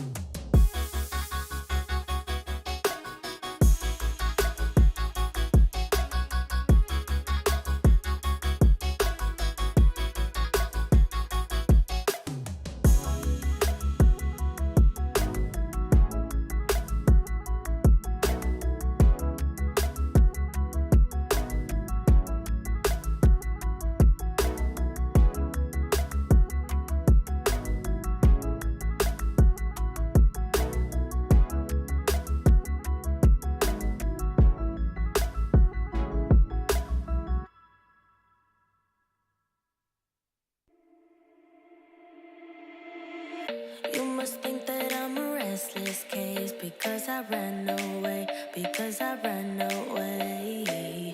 If you listen to the words I say, you know that I'm okay, you know it's just a phase. Don't think I'm leaving cause I'm not at all, and if you get hurt it's unintentional. I just wanted you to realize that I'm the one you like, that I'm the one you like. So where do we go? Where do we go from here? Where do we go? Where do we go? I don't know. Where do we go? Where do we go from here? Where do we go? Where do we go from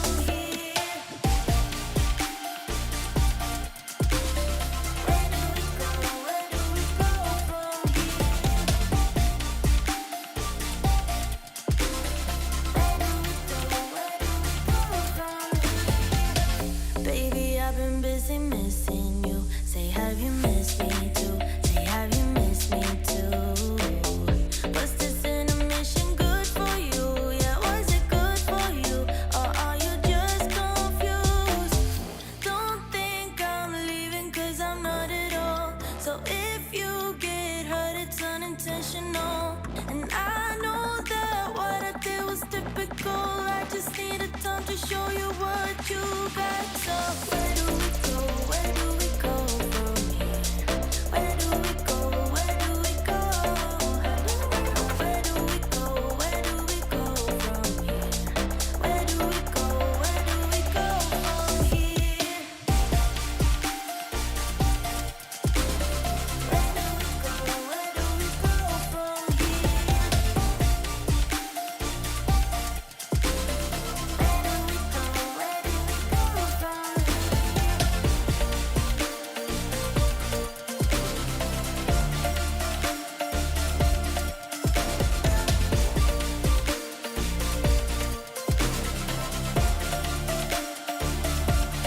All I ever wanted was a sign from you, telling me you need me here just like I do.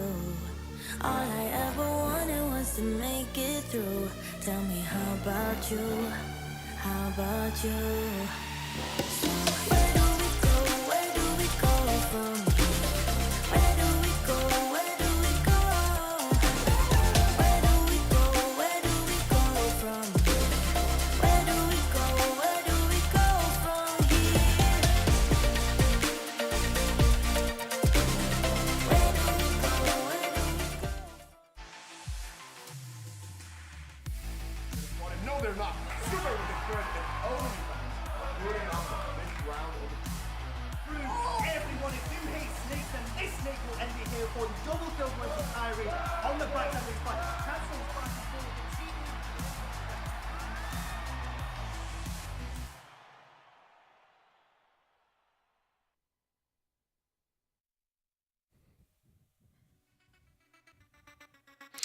And welcome everyone back to the finals of University Esports UK and Republic of Ireland 2023 Valorant Winter Season. It is Divin co-casting with me, Cubley as always, and we have seen two fantastic maps and we're ready for a third one, which is Haven, which is probably the map that we're most excited to see out of this best of 5.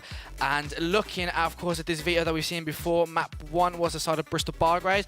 They won their map pick. Of course, Yetis, their map pick was Lotus. They took it as well. So map 3 being Bristol Bargraves. What are you expecting to see this map? Honestly, Haven, I'm expecting a lot more back and forth, that's for sure. The Yetis are a very known team for being extremely aggressive, and Haven being attacker-sided, that aggression is kind of what you need, to be honest. And last time, I think they won Haven, right? 100%, yeah. I'm pretty sure we did see Haven coming in from the Hampton Yetis, I think, when they did play the Blue Jays, which, of course, Blue Jays took, but then Yetis completely flipped it from the best of 3 into a 2-1. So Yetis, even though they did lose that map against the Blue Jays, it is a completely different map. They've had time to, of course, to adjust things and to, of course, to get better. So it is going to be, of course, a very, very different map from Lotus, of course. It is still a 3-sided map, but just a complete different, much closer map, much closer choke points, much different. Of course, you do have, we would most likely expect from my end, a Killjoy again from the side of Jin, which I think we've seen plenty of. And of course, we might see a different duelist from Ica. We've seen a Neon, we've seen a Yoru. What are we going to see? Maybe, I don't know, Phoenix? You know, we like a Phoenix, don't we? Oh, you definitely like a Phoenix. I know that for sure. Last time we did play Phoenix as well, I'm pretty sure, right? Yeah, he did. He played Phoenix and he played it quite well, you know, farming that ultimate. That's what you're really looking for in Phoenix. His ultimate only being 6 points, the cheapest in the game. You know, it's just how it is. And oh, Yetis. Oh, Rudy. I thought we were looking for a little breach action like we saw last time, but apparently he's blocking Reyna. Nah, we say that, and he's probably giving that breach towards Modi, so it's really different. We've seen Yetis actually, let me point this out, we've seen them play double flash initiator. So they had no Sova, they had no information, which I think it's what costed them against Blue Jays, and they opted it again. So that is literally the exact comp that they had 2 weeks ago when they played Blue Jays. So I don't know if they potentially practiced with the same comp, maybe scrimmed more potentially, but we do see that Killjoy and that Omen and that Jet, which is literally the most on-meta 3 that you can get. Breach, very on-meta, but you would expect a Sova instead of a Sky. Honestly, you would, to be honest. They have a lot less info, but they have a lot more aggression and a lot more entries. That's what they're kind of looking for, to be honest. They like their swift entries. You know, they hit site fast and hard. And then they have 2-man or 1-man up for the retake. Then it's just easy pickings from then on. That's really what they're looking to do. That's why they're picking that double flash. Yeah, and I think that's why, because they're starting on the attacking side. So they've got a lot of flash. They've got that breach flash, which is probably the most, if not the strongest flash in the game. The paranoia from Omen, and of course the flash from Sky. So they're going to have a lot of utils to work with. And let's see how Bristol Bargrey is going to try and hold that site. Most definitely. Bristol Bargrey, you know, they picked a more... You know, a more standardized comp, you know, as per usual. Honestly, these two teams are just going back and forth. They do have a Sky. They actually have double controller. Wait, I just realized I may have misspoke a little too early. Maybe not as on meta as you think, as Slicing gets one already, but Ica trades him and then he gets another one, and Ica with a double kill already quick and start through. Can he get another one? Yes, he can! A triple kill, literally only 20 seconds into the game, and Ica is already on a triple kill. So it's a 2 versus 2. Can he get another one? Yes, he can! Ica's on an absolute tear! Oh my god, gets almost a 5th, and it is Coleman. Can he make it a 1 versus 2? Can he make it a clutch for the Bristol Bargreys? As this round, I haven't even spoken, and Ica got a triple kill. So it is up to Goldo, and it is going to get that round. But can we please talk about how Ica literally runs through and gets triple kills? Ica with an absolutely great entry. My god, disgusting. And let's point out real quick the utility from Goldo. A great flash for him to get that 3rd pick, what you needed on site so they could rotate for free. Very crucial play there from Goldo. But not to take anything away from Ica, great shots. That's beyond ridiculous. Just 4 kills. Literally has no care. Has what I really like about Ica is he has no respect for util. No respect for util. You will see someone, you see like a Viper pick coming through or like a smoke. He doesn't respect it. He just goes through, and that's what I like about him. Most definitely, it really does show early aggression from Ica. Honestly, a very aggressive player, to be honest. A quick aftershock to try and take Woofling out. He takes one down with him. Martyrdom, real quick. Dropped a nade on him as he was dying. Quite incredible there. Yeah, Rudy's going to get one back, so it is going to be a 4 versus 4 in his position. So a good trade. Can anything get done? No, Modi does get rid of him as Rudy gets kill of Denim as well. So it is going to be a 4 versus 2 for the side of the Yetis. Now they're going to rotate towards A, looking at where looking at where Coleman and Slicing is. They're going to be quite late to that 8 rotate. So it is going to be looking like a spike down. And if they keep 4 alive, I think it's a good anti-eco. Most definitely, if they keep 4 alive here, you know, it's looking like a nice next round for them as well. They're definitely going to have a lot of weapons saved over, and it's going to look quite clean for them. So the Bargreys are really they're not looking to win the round here, but if they do, it'll be honestly shocking. They are looking to do some damage, that's for sure, in terms of economy. Yeah, and of course we do have the Sheriff coming in from Slicing, so it's most likely the weapon that you want to do the most damage with right now, but he's going against a crossfire here, so unless he's got the sensitivity for it to 180. We have seen it before from Jin and Lotus, you know, that 180 kill the Spectre, but they're just looking to potentially just die to the bomb, not give him any kills, not give him any extra credits. Slicing's got a timer to potentially get one towards Ica, but unfortunately the timing here is against him.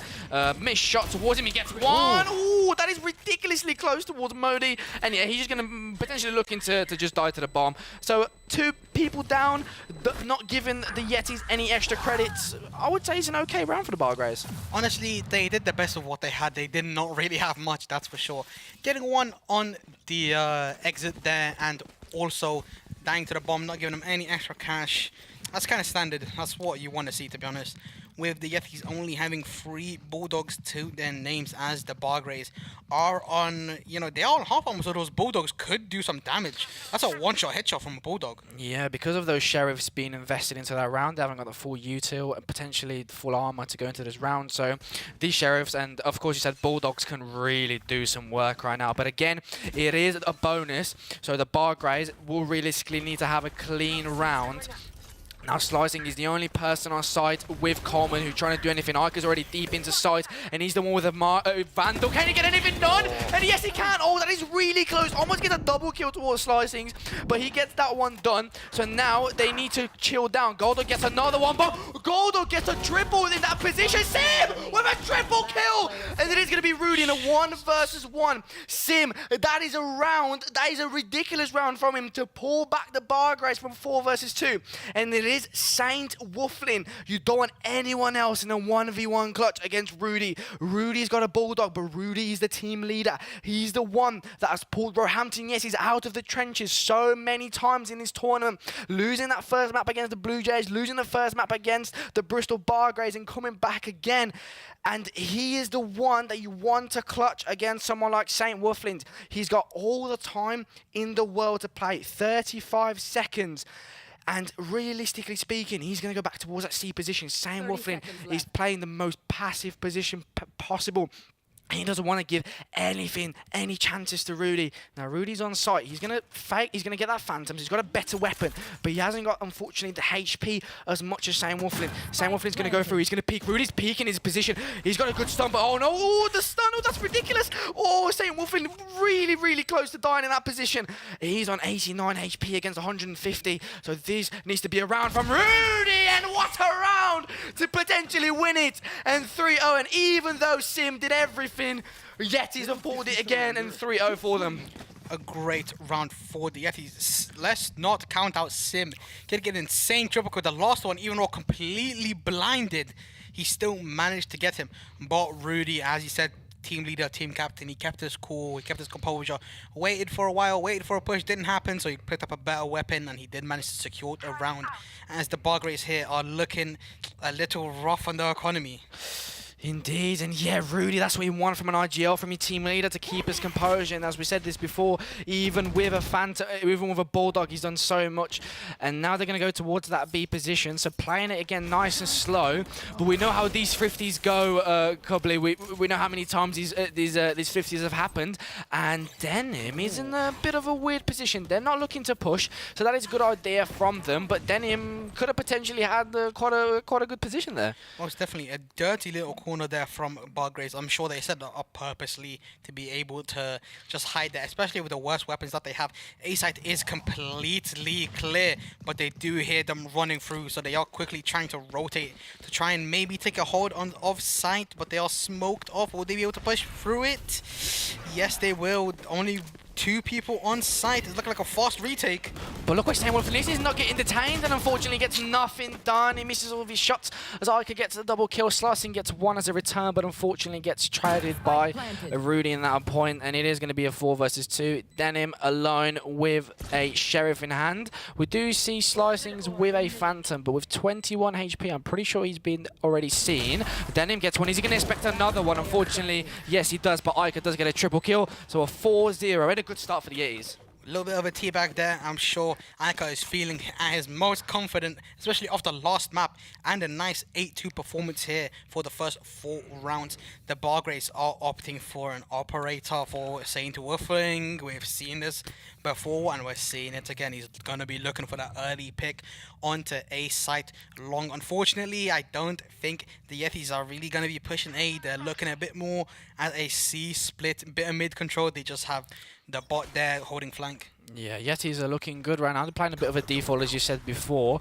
So St. Wolflin isn't going to get anything this round. As we say that, Coleman is actually going to get 1 quite quickly. But is Modi looking to refrag? And yes, he will. He's not checking the corner, unfortunately. So Coleman is going to get 1. He's going to get triple kill.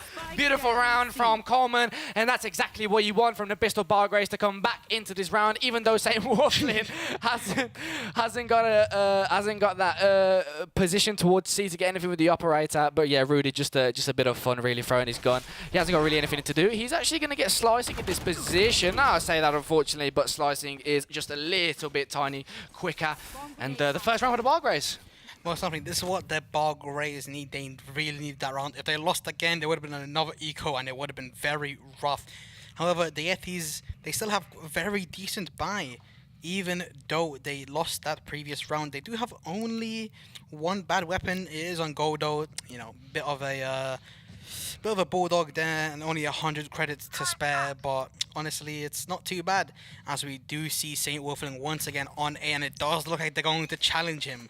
Yeah, and this is the time where St. Wolfling needs to get it done. I'm not sure they know that there's an operator in hand, but unfortunately the flick isn't going to connect. And now the operator has been detected towards A, and you can see already they're trying to pull towards that mid position now, slowing it down. They know exactly where the operator is, and unless the operator rotates towards that B or C, it is looking like a default position for the side of Yetis.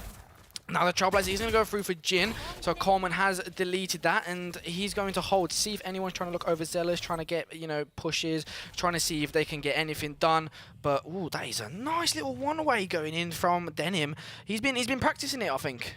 Most definitely, we have seen some nice one-ways from Omen here. They are looking to try and break the turret through the wall, missing slightly.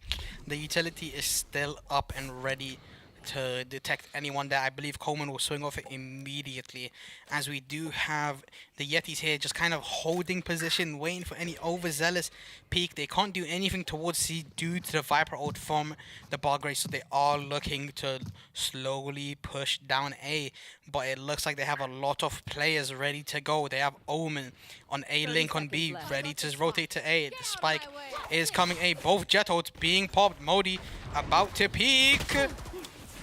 Oh, and St. Wolfling does get a lot of information on what is going on here as Modi gets rid of St. Wolfling, but that was a bit weird as Coleman and Sim get two. Ica gets one and Modi gets a ridiculous trade as well, and it is going to be looking like the bomb is down, and even though the Viper's pit happened towards C, it is a wasted ult, so the Bargrays will need to do something magical to come back into this round, as it is a 2 versus 3.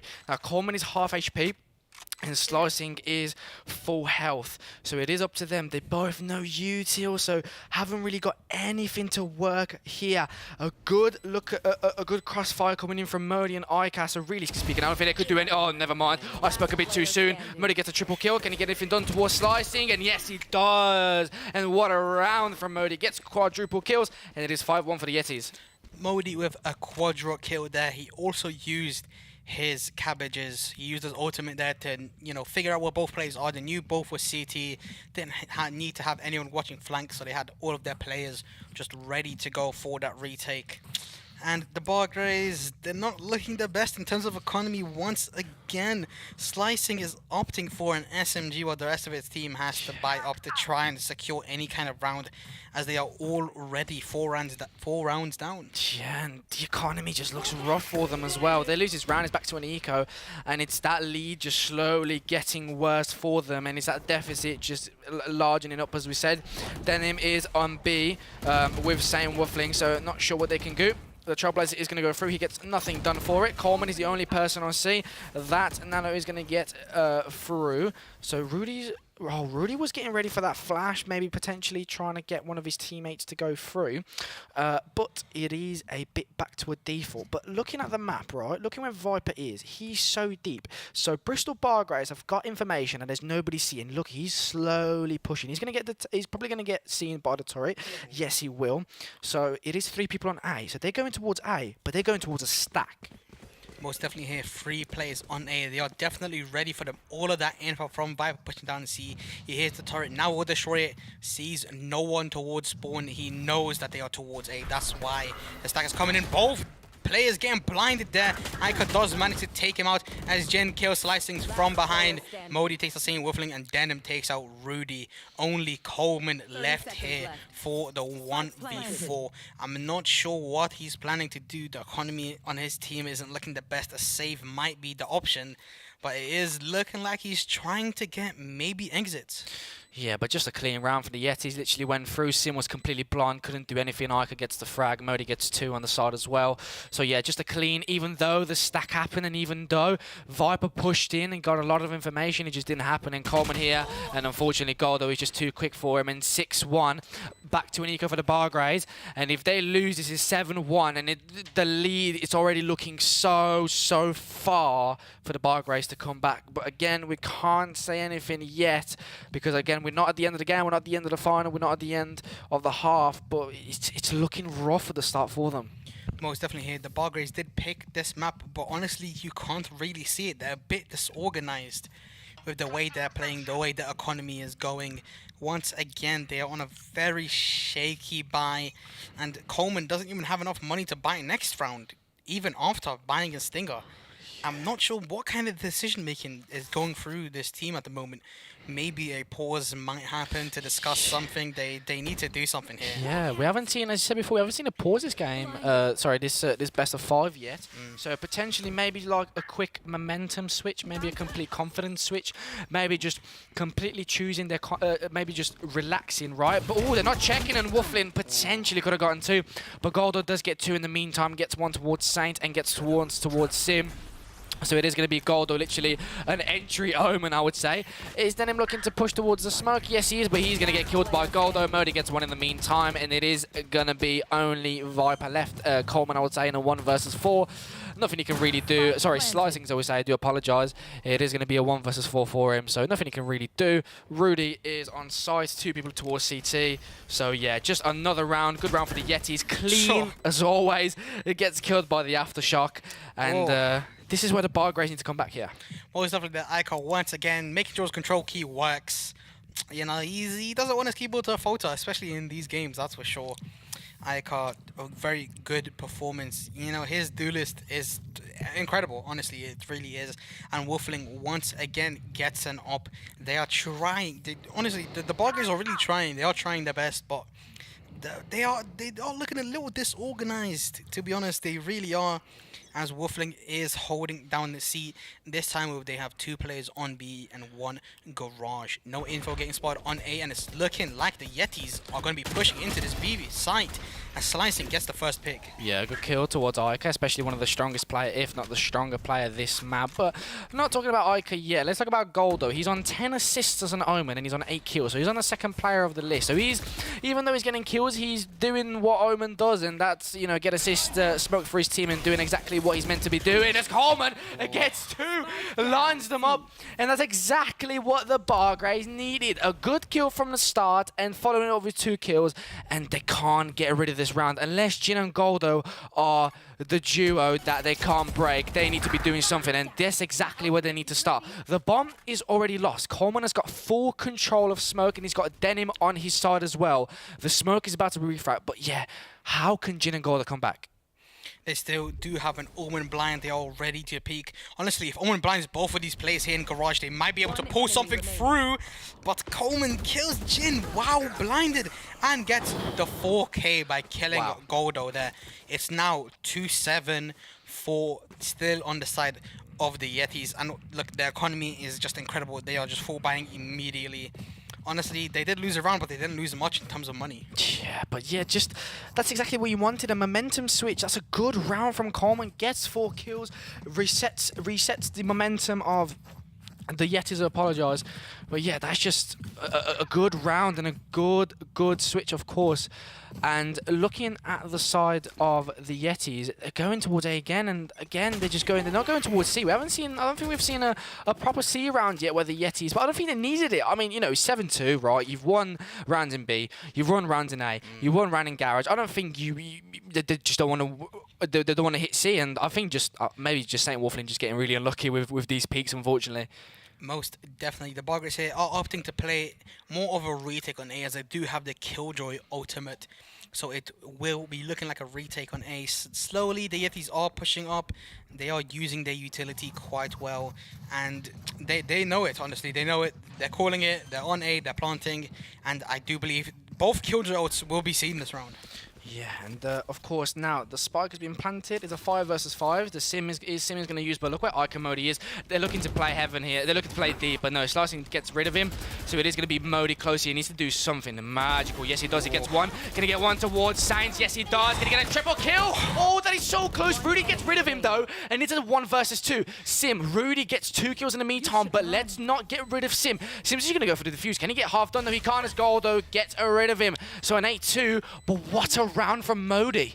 Again, the Bargers are looking disorganized. They had Killjoy out. I don't know what they're saving it for. That would have been the perfect opportunity to use it. Maybe even force out the enemy Killjoy out, you know, at least get them off site. Anything, to be honest. But they maybe decided to save it for the last round, but I don't think it's going to be worth. There's only 2 rounds left. They have to use it soon. And if they lose next round, are they going to use it on an eco? I don't think that's going to be very worth. I think that's why Modi and Ike, I think, pushed CT, because I think they were ready for that Coleman lockdown, but it just didn't happen.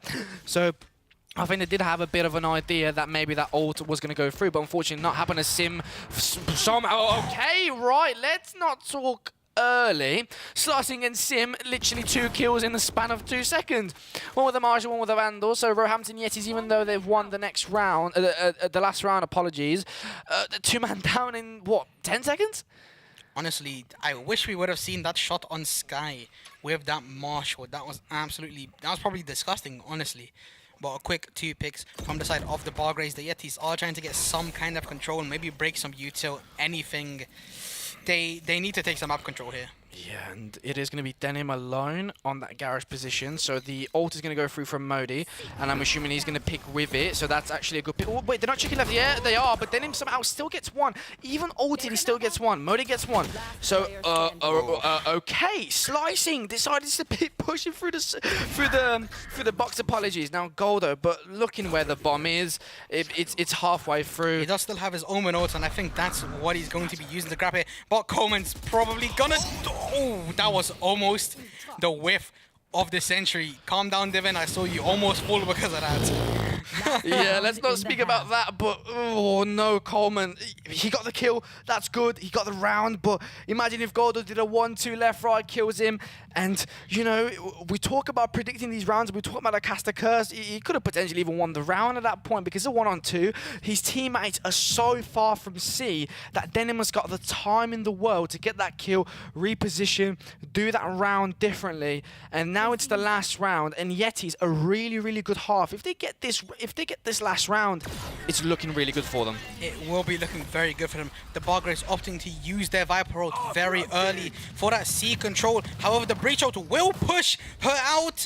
Oh, but Slicing still kills Ica as Denim also gets Goldo, but gets traded by Modi. A 4v3. Jin is alone on B, but looking what Sky is, he's already gone towards A, so unless, of course, I said that before, I said it literally, unless Coleman gets the kill, he gets it, and Sim gets that kill towards Modi, so it is going to be looking like an 8-4, and okay, we keep seeing these rounds. Get him through the smoke real quick. We keep seeing these rounds where Sim just kills people from the smoke, so maybe a quick PC check, I would say, but jokes aside, 8-4, so Bristol Bargraves, they've still got chances. Now they're on attacking. Now they've got a different position. And 2 smokes on attacking. Viper, imagine you go see, put a Viper wall, smoke Garage, smoke CT. You've got that left side completely clear to try and clear it. So, I don't know, potentially we might see it. Most definitely, the Bargraves here, they really should get this round. They definitely need it, that's for sure. Especially it being 4-8. If the Yetis win this round, and then the next is going to be looking like a 10-4 already. And it's going to be very rough for the Bargraves. They really need this pistol round. It's looking like they have their Killjoy set up on A as Omen is holding down C instead. Yeah, and we are going to see now a very deep flash. He gets nobody, but they're going to go towards B. So now this is exactly what they need. Rudy has got a stun ready for it, but they're not going to check him. So he's not checked, but now he gets detained. Same Wolfley, and he gets deleted by Ica. Helps his teammate. Jin gets one in the meantime. And what a defense for the side of Yetis. He's going to go through the smoke. Slicing gets one. Rudy gets a refrag. Coleman gets one in the backside. Ica gets a refrag, and just a good round from the Yetis. They played so aggressive towards B. Literally, the Bargraves, only thing they had to do is get rid of Rudy, and they couldn't even do that. And Ica just comes through the side of C and gets rid of 2 players. And you said this before, if Yetis get that pistol round, they have anti-eco, it's 10-4, and how do you get back into this game? It's going to be very rough for the Bargraves. They are going to need to pull something out of the bag, maybe in this round or the next. All things hoping for them, honestly, because they really do need it. A great stun from Rudy from backside. Stunned, I'm pretty sure, at least 3 people, slowing down the push significantly, and then his teammate holding him for the jet push. It was great teamwork once again from the Yetis. Yeah, 100%. And now we are going to see the Yetis with an anti-eco to potentially get 10-4 back into a 6-round lead to potentially make it 2-1. And Yetis are just the kings of combat, losing the first map and then coming back into Lotus, going back into Haven now. Look how well they're doing. So, and they've got Sunset, which is their map pick and map 4. So Yetis are looking good here, and of course, again, Bargrays, a good team as Ica gets rid of Slicings and already a 5 versus 4. And Yetis, they're looking like they want to bring it home for the University of Roehampton. But we say that as Goldo gets 2. Goldo is not. He's not letting up easy, that's for sure. The Yetis getting significant man advantage. Only 2 players left here for the Bargrays. Jin, he has a feeling some players are here. As an Omen Blind comes in and a stun. Great utility from the Yetis. Doesn't check the corner, but doesn't get killed somehow. Never mind, Coleman, you know, he saw his mistake. He quickly shot him right there, but I don't think he's going to get much else in this round. Yeah, I don't know how Coleman didn't get that kill. Maybe, I don't know, maybe he was looking for maybe another person to go through. I don't know, maybe gets 2 kills in that meantime. But yeah, Coleman is, can't really do anything with 20 HP and a Sheriff.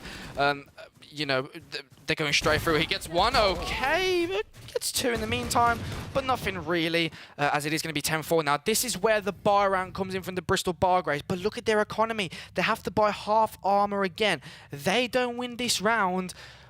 I think we've got to call it wraps. I think it's going to be 11-4, and with another eco going through, Yetis are looking good. Most definitely, the Bargrays investing Sheriffs on the second round, it's a bit overzealous, to be honest. I mean, they have half armor now, and they know the other team are going to have worse weapons. I would have much rather had full armor and a good gun for the third round to make sure to secure it and try and get some momentum back. But apparently, a bit of a disagreement. Ica immediately dashing out, trying to switch, you know, his weapon out for something better after a kill, but he just doesn't get it. I don't know if he was thinking to dash towards the left side of the box to potentially catch someone off guard. I'm not sure what Ica's intention was. Maybe we might ask him after the game potentially if you know, if Yetis do win about that round. But let's go in towards the side of A as Coleman gets rid of Modi towards that C position. So a 5 versus 3 from the Bargrays, and they need a clean round. They can't allow anyone to die. And we say that Rudy gets 1. Rudy gets a double. He jumped from the window side and gets a double kill in that position. So it's a 3 versus 2. And even though they have no guns to their name, it is going to be looking like a 3 versus 2. Now, Goldo is going to be pushing towards that position. He's got a Spectre in mind. Now, looking where Coleman is, he's going to get that triple kill. It is going to be just Jin in a 1 versus 3. A good round for the Bargrays, but Rudy could have changed that so differently. He gets a kill. Okay, Jin. All right, let's see. We've been talking about Jin's Sheriff rounds, and we do see it again. But a good round for the Bargrays, but they need more than that. The Bargrays losing 3 players there, it's disheartening, honestly. Especially having a significant man advantage on the take there. Great shots from Rudy. Taking out 2 after jumping down was absolutely disgusting. And it's the economy damage that they truly needed, as 2 players on the side of the Bargrays have only half armor coming into this next round. The balls of that man to just jump through the window, then to get 2 kills with the Bulldog, not even a Vandal, not even a Phantom, a Bulldog to get 2 kills. And especially that's exactly what you want to see from your team leader. But unfortunately, it was a round for the Bargrays, unfortunately for him. But now it is where the Bristol Bargrays will need to start building momentum if they want to get back into this game. The Trailblazer is going to go towards short, unfortunately gets nobody. But look where Ica and look where Modi is. They're so deep towards that A position that I've got full information that there's nobody short and there's nobody towards that lobby position. They have to be mid or they have to be C. And that's exactly what they want to do. Now they're still waiting, so it is going to be Jin towards that garage position and Goldo. So not too sure where Bargrays are looking to go, as B's completely clear, but I don't think they know that just yet. Most definitely, I'm pretty sure that both of the Yeti players in long are going to do a very fast push here after they start pushing this into sight, as a fight in a lobby is happening. Moody gets 1, but Coleman does get 1 after. Ica gets the next, and it's a 4v3, and they don't even have sight yet. Yeah, 4v3 for the side of Roehampton Yetis, as Goldo doesn't check his corner, unfortunately. Samuel Flynn does liberate him. Oh, wow, what a round for the Bargrays. Rudy, can he get anything done here? No, he can't. Unfortunately, gets 1, but Sim gets a refrag. But literally, as soon as we said a 3v3, it literally just went all to the side of the Bargrays, and a good round. And this is where an eco comes in for the Yetis, and this is where Yetis have to start thinking, okay, we've got an eco, potentially going to be 10-7 most likely, we've got a 4 buy, and you know, this lead can go from here to you know, to really, really close as well. Most definitely here. I'm not really sure what happened. The Yetis they did have a man advantage, but they just lost everyone in about the span of 2 seconds. I'm pretty sure they got pincered there, unfortunately, so wasn't really the best from the side of the Yetis. But not to discredit the Bargraves, they played that very well. Yeah, 100%. And it is going to be, again, another default for the side of Yetis. Nobody trying to get overzealous, and nobody's trying to push. They're going towards that short position. We are going to see Slicings and Wafflings going towards that A position. It is Modi with a Sheriff. Now, Modi in this position, can he get anything done? Now, the range of this would a headshot be 145? We might see in it now. He might be too far to get anything done, potentially. Now, again, ooh, Spots he does one. spots one, actually. And he's going to get toxic, so he's going to go back. As the Trailblaze comes through, gets destroyed, doesn't really get him. A smoke coming in from his teammate. I think he's going to be looking for some kind of play, as he really does need it. Breach utility, once again, great teamwork, but doesn't hit Sim. And Rudy has decided to potentially help his team members, unfortunately too late, as the Bargraves are looking towards to go that B position. It's where Jin is. Now, we've seen Jin with the Sheriff so many times that, you know, we can't count anymore. But unfortunately, he's gone towards that garage position, and it is going to be B completely clear for the Bargraves. Well, 4v5 retake, and the Yetis here just looking to do any damage they can, and it's exactly what they want. It's a beautiful kill towards Rudy. Now, this is where Rudy's got a gun, and we've seen it so many times. Jin again gets a kill. Ica with the Blade Storm. Slicing gets 2 kills. In the meantime, Rudy, it gets through. It is Slicing who needs the frag. He gets a triple kill. Can he get anything done? And yes, he can. Oh. And what a clutch from Slicing. 1 versus 3 to make it 4 kills. But Rudy and Ica so close to make it thrifty once again. The Bargraves, they really needed that round, and Slicings did pull it out of the bag, so to speak. Honestly, it was great. That 4K was incredible. Sim did push into A-Link there from B. It was a bit overzealous, as they already had the bomb down, to be honest, and it was 4v4, so that wasn't really necessary, and it did lead to a lot of players losing their life, but Slicing does pick it up for his team. Yeah, and that's a good round from Slicing, but a name that we're going to have to mention, unfortunately, not exactly the best game of Insane Waffling, is on 3 and 13. Not really feeling it, potentially maybe overburning from the amount of games he's been playing so far. Of course, these guys are going through a lot. They're going through, potentially, if we get through it, potentially through 5 maps. So, and then they're like back and forth, so it is going to be maybe him getting overburned. Maybe he needs a timeout. Maybe I think, you know, the side of Bargraves needs to call a timeout, potentially see how Saint Waffling is feeling, because he's not looking the greatest, and Ike has been picking him up. Most definitely, the Yetis do have quite a good duelist performance, as per usual. Honestly, their duelists are definitely their strong suit, but not to tone down any other utility they have. Their supporting utility is very good, as a breach ult is used on A4. A lot of info, and gold does get taken out by Slicing. They have cleared most of A, and I think it's obvious now that it's a C hit. Jin here, unfortunately, he had the right idea, but Coleman knew it. So now Coleman is doing exactly what Jin's doing, and he's going towards that window position, but Rudy has... Oh, wow. How does that happen? Coleman is an absolute god. Modi's gone. Okay, so Modi and Ica, the duo of death, we like to call them, as they're going towards that C position. Have they got ult from the side of Sky and a flash? So they're going to know exactly where every single person is. Saint Waffling is going to get tagged by the ult. So Modi needs to do something ridiculous. He's going to peek towards it, and Coleman gets a triple kill. And then it's going to be Slicing. And Bargraves, they're cloning in. They're slowly bringing that gap now. 4 rounds in a row. It's now an eco, potentially, unless Rudy's looking to full buy. And he's going to be a 10-9 potentially. So Bargraves, even though an 8-4, it's now 10-8.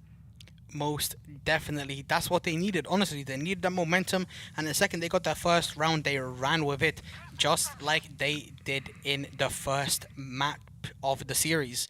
They got that first round on the second half. Once again, they ran with it. I'm feeling a little bit of deja vu here, that's for sure, as the Yetis do seem to be stacking a bit more towards mid, a bit more towards garage, leaving A more open, and most of the Bargraves are actually going mid into the stack, I believe.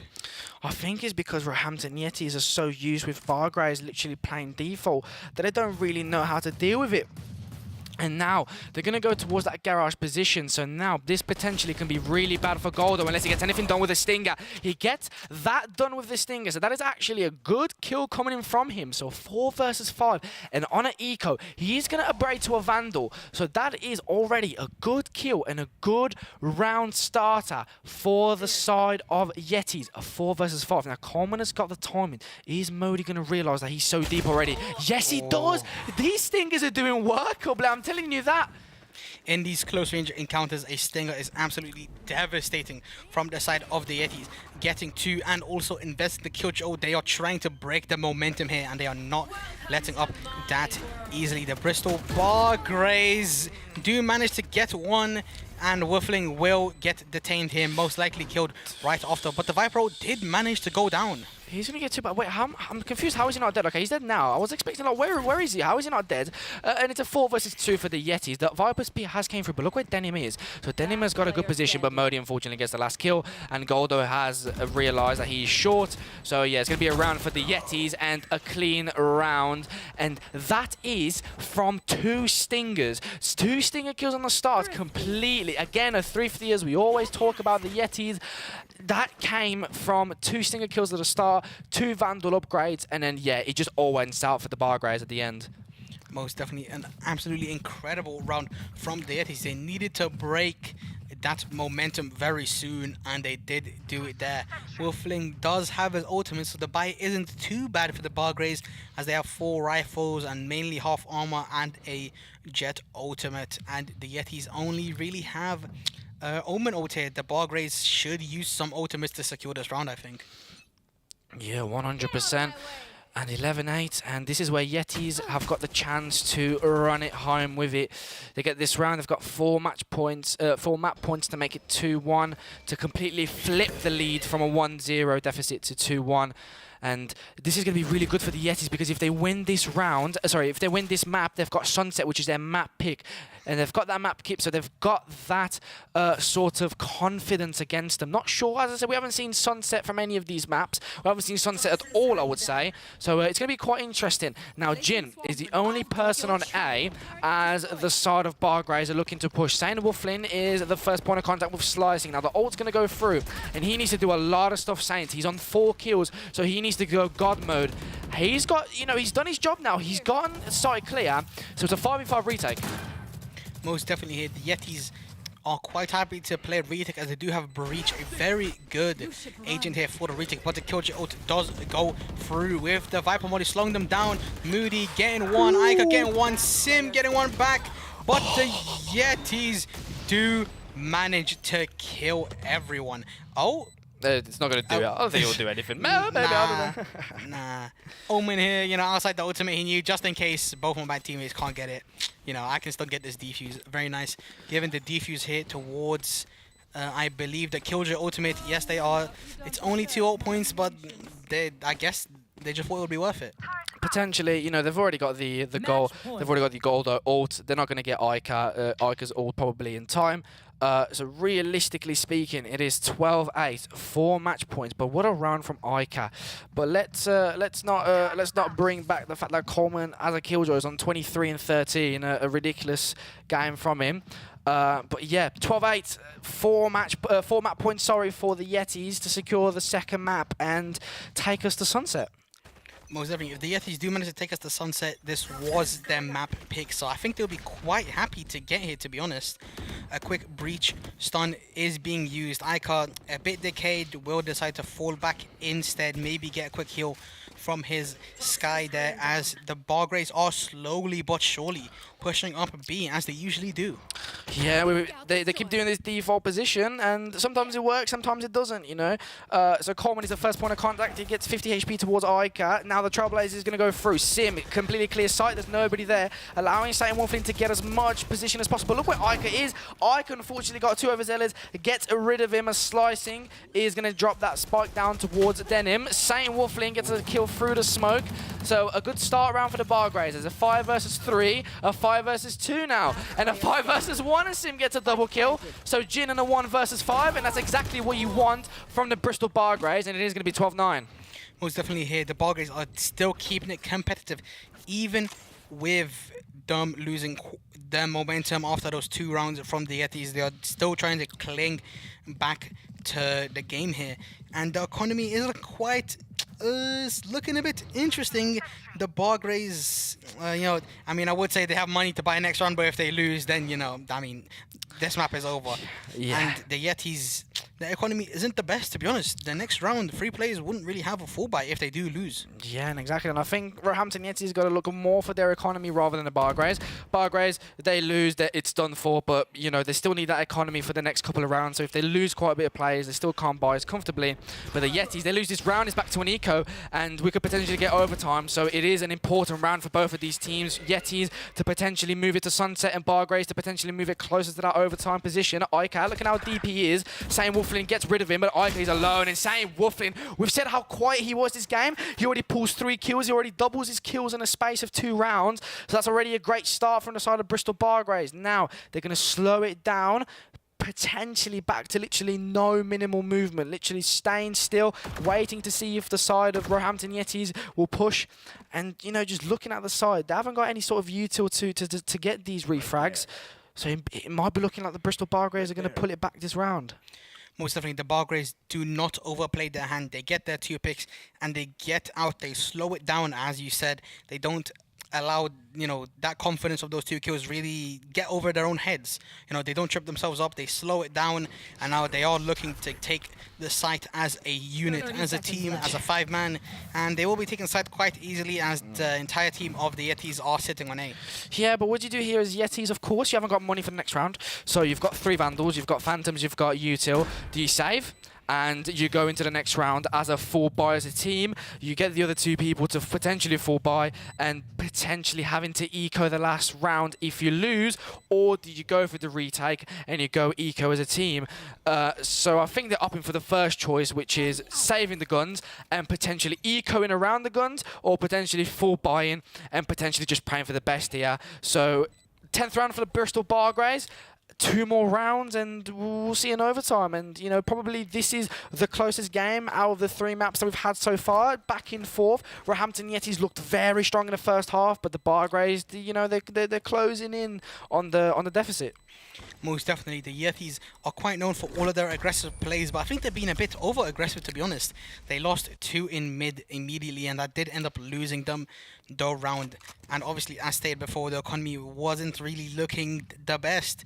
Half armor on Ica there, it could have been better, to be honest, that's for sure. But yeah, I will say that about the economy. Bristol Bargrays, they actually got money for both rounds, 5, 6, 5k respectively. So even if they lose this round, apologies, they will definitely buy the next round. So it is realistically down to Roehampton Yetis. If they win this round, they're going to have to expect another buy round in the last round. So it has to be literally perfect from the side of Yetis, and this is where he starts, and that is not a great start, unfortunately, for Goldo.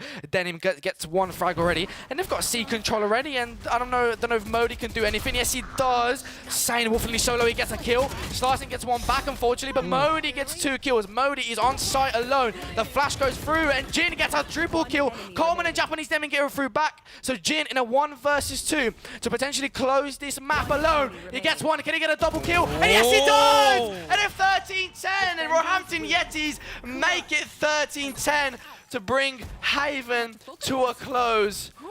What a game, back and forth, and we're going to be expecting Sunset now. 2-1 for Roehampton Yetis. Most definitely, it was looking a little shaky at the end, but they did manage to, you know, pull it through, do that aggressive playstyle as per usual. A really fast retake. The bomb didn't even go down, and they immediately flew in there. Did not let anyone take, you know, any kind of control from them, even after losing a player very early. To the Viper throwing the orb, picking it back up, a quick 4-man peek, very dangerous. That was very clever, you know, having the orb and literally picking it up or just deactivating it, allowing the 4 players to push through. We're looking through these replays here. This is exactly what I was talking about. Modi didn't check his... We see a lot of this happening. Look, again, a corner not being checked. And maybe at this level, you don't want to see it happen. You see a lot in ranked, of course. I think you've seen it before when when you play and when I play. But again, here again, Slicing not checking his corners. So we are seeing a lot of issues where players are not checking their corners. corners which could potentially ruin a round, potentially ruin a comeback, potentially ruin the team's momentum, because you realistically shouldn't expect that from players. You should expect every single corner to be cleared. Most definitely, but you know, then again, we only see the corners that don't get cleared. We never see the corners that do get cleared. Maybe they cleared, you know, the corner like 7 times in a row, and the one time they don't, that's when the player's there. You know, you can't really be too sure about those kinds of things, but you just kind of you have to stay disciplined. Yeah. You have to check it no matter what. You know, if it's boring checking the same corner 10 times in a row, let it be boring, you know, but don't let yourself lose because of that. Yeah, and that triple kill from Ica to make it 12-8. And yeah, this is the round from Modi that did everything. Got 2 kills on site. Don't know how he gets these 2 kills. And then Jin to make it a 1 versus 2. And what a clutch from him to bring map 3 Haven to a close. Yetis pulled it back all the way from a map loss straight away from Breeze. And now it is Yeti's time, because it is sunset. Map 4, it is their pick. So we're going to get ready. We're going to go straight into a break, and we're going to get ready for map 4 sunset.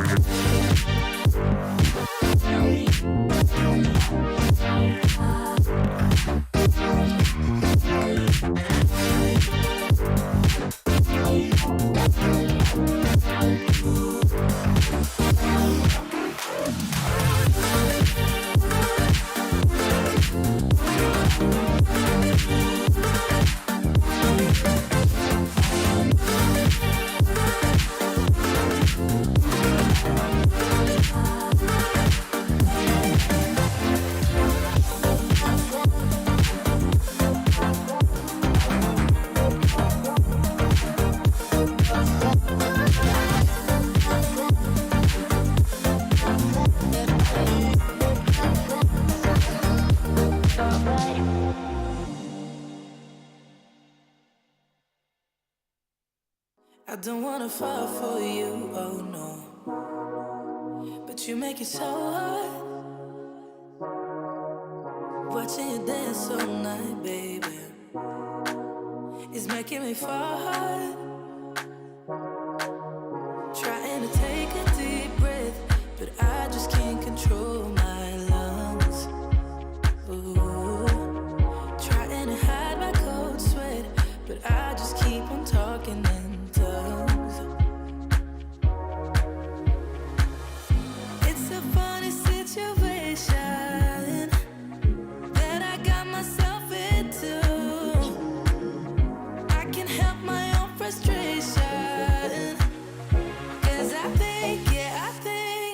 think I like it.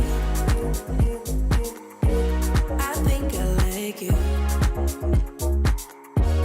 Got nothing to lose. 'Cause I think I like you. Tell me if you like me too. How can you move the way you do? It's making me crazy. Yeah. You're moving just like you own the room. Make it look easy. I wanna take you away to somewhere we can be by ourselves. I see you looking my way, so maybe it's not all in my head. It's a funny situation that I got myself into. I can't help my own frustration. No, they're not. Super with the threat and OnlyFans putting on the fifth round of the everyone, if you hate snakes, then this snake will end it here for you. Double kill versus Kyrie on the back of this fight. Cancel back and forth.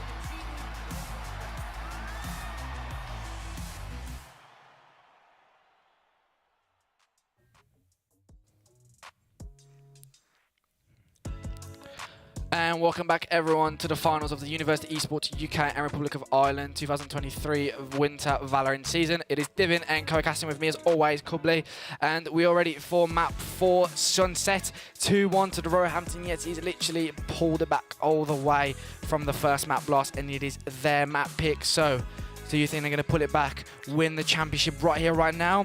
Or are we going to see split? Honestly, I would love to see split, but I'm not too sure. It is their map pick. We haven't really seen Sunset at all. We haven't casted Sunset yet, so we're not too sure about what's going to happen in this map.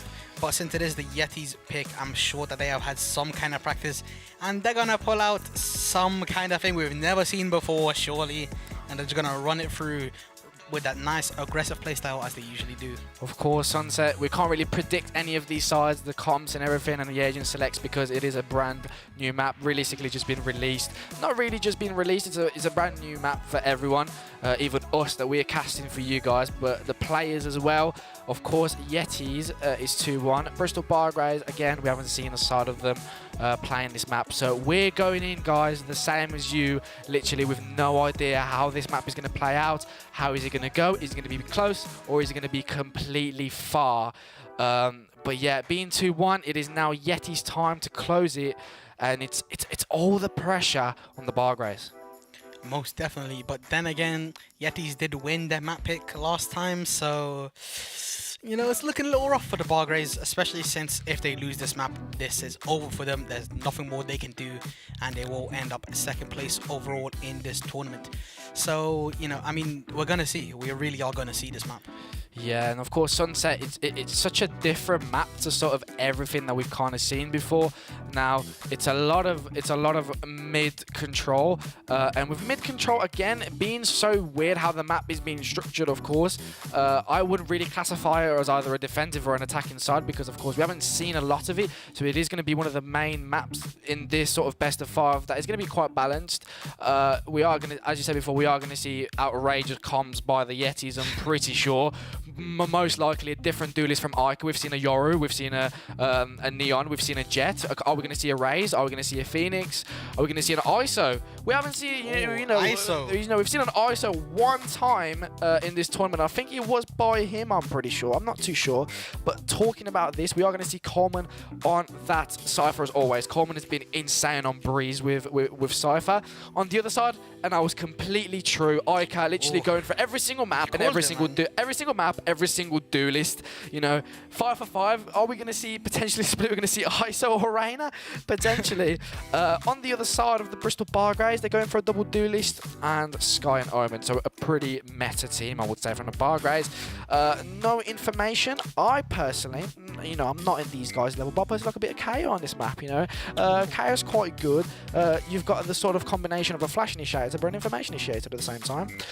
the other side, we're going to go for a double Sentinel. So Goldo going in for that Killjoy as always. Jin going for that Sage. We've seen Jin before in that Sage on Split. Do you remember that 3K Sheriff? I do remember it was nutty, that's for sure. If I ever see something like that out of him on this map, I'm gonna go ballistic, that's for sure. Yeah, 100%. So both of these teams, they're quite similar, but not similar at the same time. Again, Yeti's going for more of an unorthodox defensive side. They start on the attack, but they're going quite defensive. As we are going to see, of course, the Omen and the Sky going to come through for Modi and Rudy. So now, we talked about Modi going Jet on the first map, then the last two going Sky. But now he's letting Rudy go Sky, and he's actually going to go Controller himself. So a complete different switch. Now, we know Modi likes to play duelist with Ica. He's always played duelist with Ica. So how do you think? What do you think they've talked to? Maybe they've got a complete different comp to Sunset. How do you think there's going to be any difference in this map? You know, I think we're about to see them cook up something, that's for sure. I don't know if it's going to be perfectly cooked or a little undercooked, but we're definitely going to find out.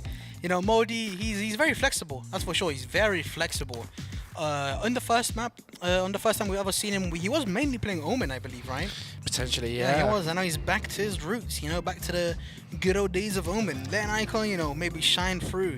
Especially since they only have a Raze. Ica really needs to pull something through with his duelist abilities here. Yeah, and Ica, and of course Raze being a duelist where he creates space, right?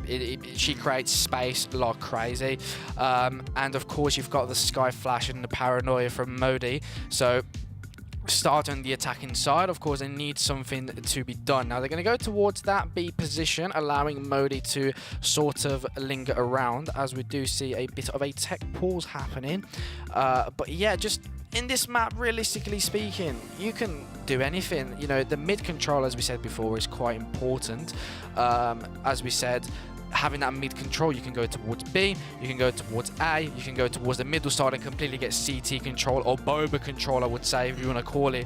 On the side of the Bargraves, of course, they've got quite a defensive, you know, they've got Cypher Coleman. We've said it so many times. On that Breeze Coleman, he's as you said, in your own words, he's quite nutty, I would say. Saint Bufflin, we haven't seen a lot of him, unfortunately, last map. Can he pull it back this game? Potentially. Hopefully he does. Hopefully he does. I do want to see this game still stay competitive, you know. And honestly, last map it was really close. Only two rounds off. You know, it was an incredible thing to watch.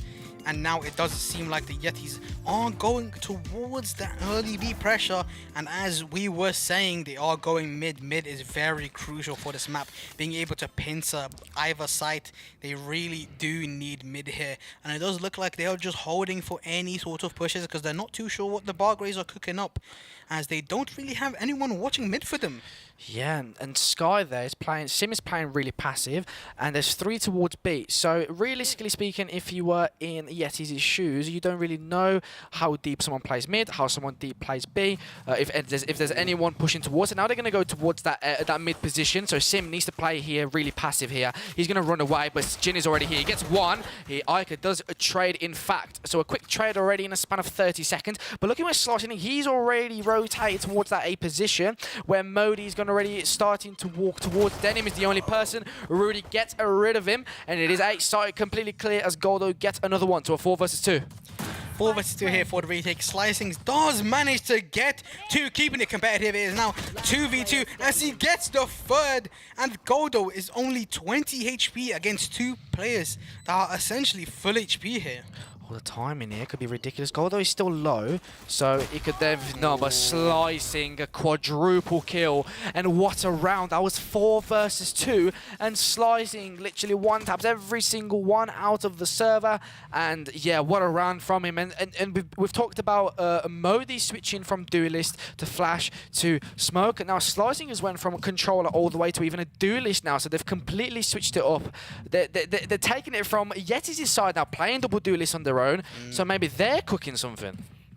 Most definitely. Well, I know Slicing at least was with that 4K absolutely incredible shots from him, bringing that point back to the side of the Bargraves out of essentially nothing. Yeah, you say that. literally out of nothing, a Slicing gets another kill. And is this going to be the name that we're going to be shouting out quite today? We haven't said his name a lot this game. It's always been, you know, the likes of Rudy, the likes of Modi, the likes of Ica, the likes of, you know, Coleman, I would say. Slicing hasn't been in our sort of radar, but now he's literally saying, I'm going to be in your radar now. Most definitely. Here in a 5v4 scenario, the Bargrays do seem to be playing a little slow. They're not really pushing too much, which is good for them. The Yetis, however, they're more grouped up and they are looking to push A here. Yeah, Slicing there, very mature. If I was me, I'll be peeking again, getting those kills. He's very mature, he moves back, and he's looking there to frag now. He's 21 HP, so he's going to fall back. He doesn't want to give any Vandals or any chance for the Yetis to do something here. As Sim gets a bit of damage towards the flash, is going to go through, allowing the Denim to peek here. And he's going to be quite low. So the bomb is going to go down. So a good round from the Yetis to get that bomb down.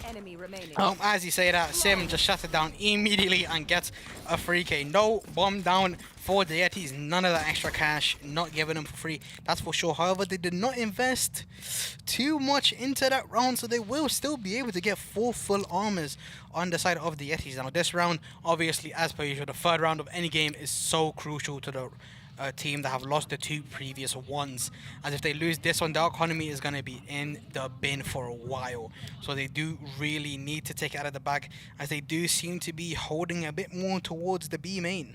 Yeah, and Bargrays have no pressure of winning this round because it is a bonus. So even if they lose, they've got money. If they win, they've got money, even better. So it is just literally getting rid of those Vandals and making their economy a living hell for the 4th round to commence. But even before that, Rudy unfortunately doesn't catch. I'm pretty sure it was Saint Wolfling being that deep.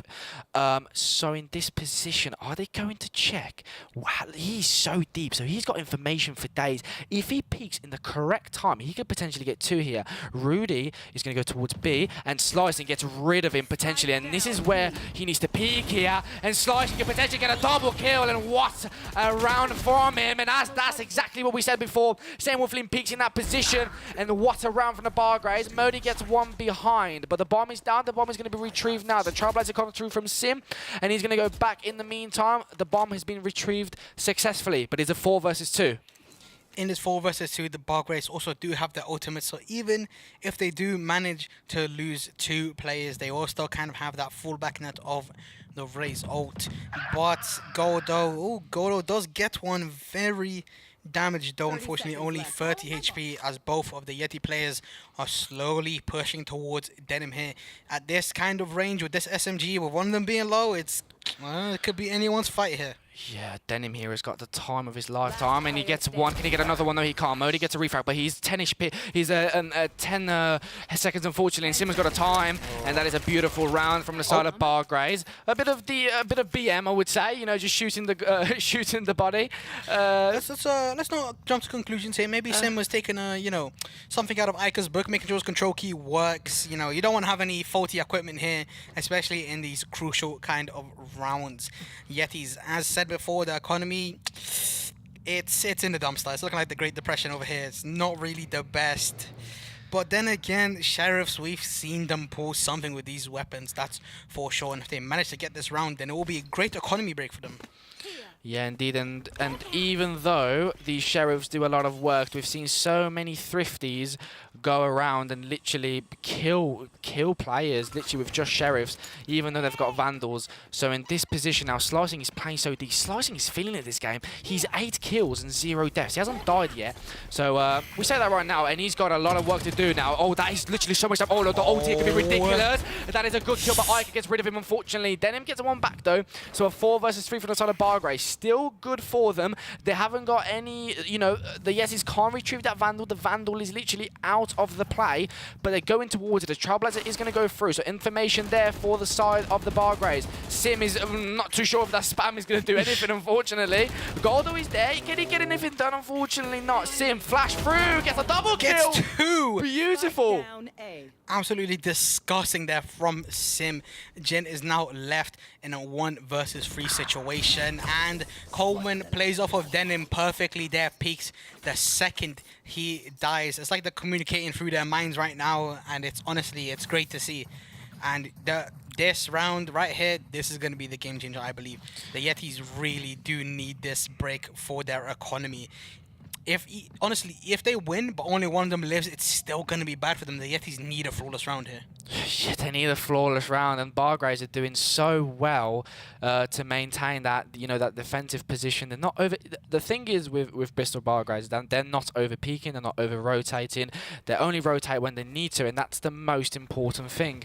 And now Yetis are going to go towards that A position. Saints is looking so deep. Unfortunately, gets rid of Goldo. Goldo gets rid of him. Slicing with a good grenade gets rid of Ica himself, and Slicing looks to almost get a double. So a 4 versus 4. And the Yetis here, are they looking to push towards? Now the Slicing, again, a double kill. Slicing has been on an absolute tear this game. And can Coleman go through? Jin is half HP already. Are Yetis actually thinking of going through? Because it is Slicing again here. Modi gets rid of him. So a 3 versus 3. And realistically, Yetis should be rotating. But it's allowing Rudy to stay in. Do they want? Yeah, they're going to go through. Yeah, they're going to wall through. The smoke is going to go through. The TP is going to go through. Sim gets one through the wall. Coleman gets another one, and it is up to Rudy in a 1 versus 2. He gets one. He gets flashed by Denim. So Denim is known that he is on main. So 1 versus 1. Luckily here, he does have the spike. Rudy is always backing into B again. A fake rotate from the side of the Yetis, and the Bargraves do seem to have fallen for it as Denim is slowly clearing mid towards A site, trying to see if Rudy is rotated. He should have realized by now, if he doesn't see him, that means that he's either the flash and he's on A, or he went back to B. And I think he has now realized as Denim slowly pushes through A main. Now in this 1v1 scenario, Rudy does pop the ult. Very good info there. Knows that Denim is main. Knows what to hold for now in this 1v1.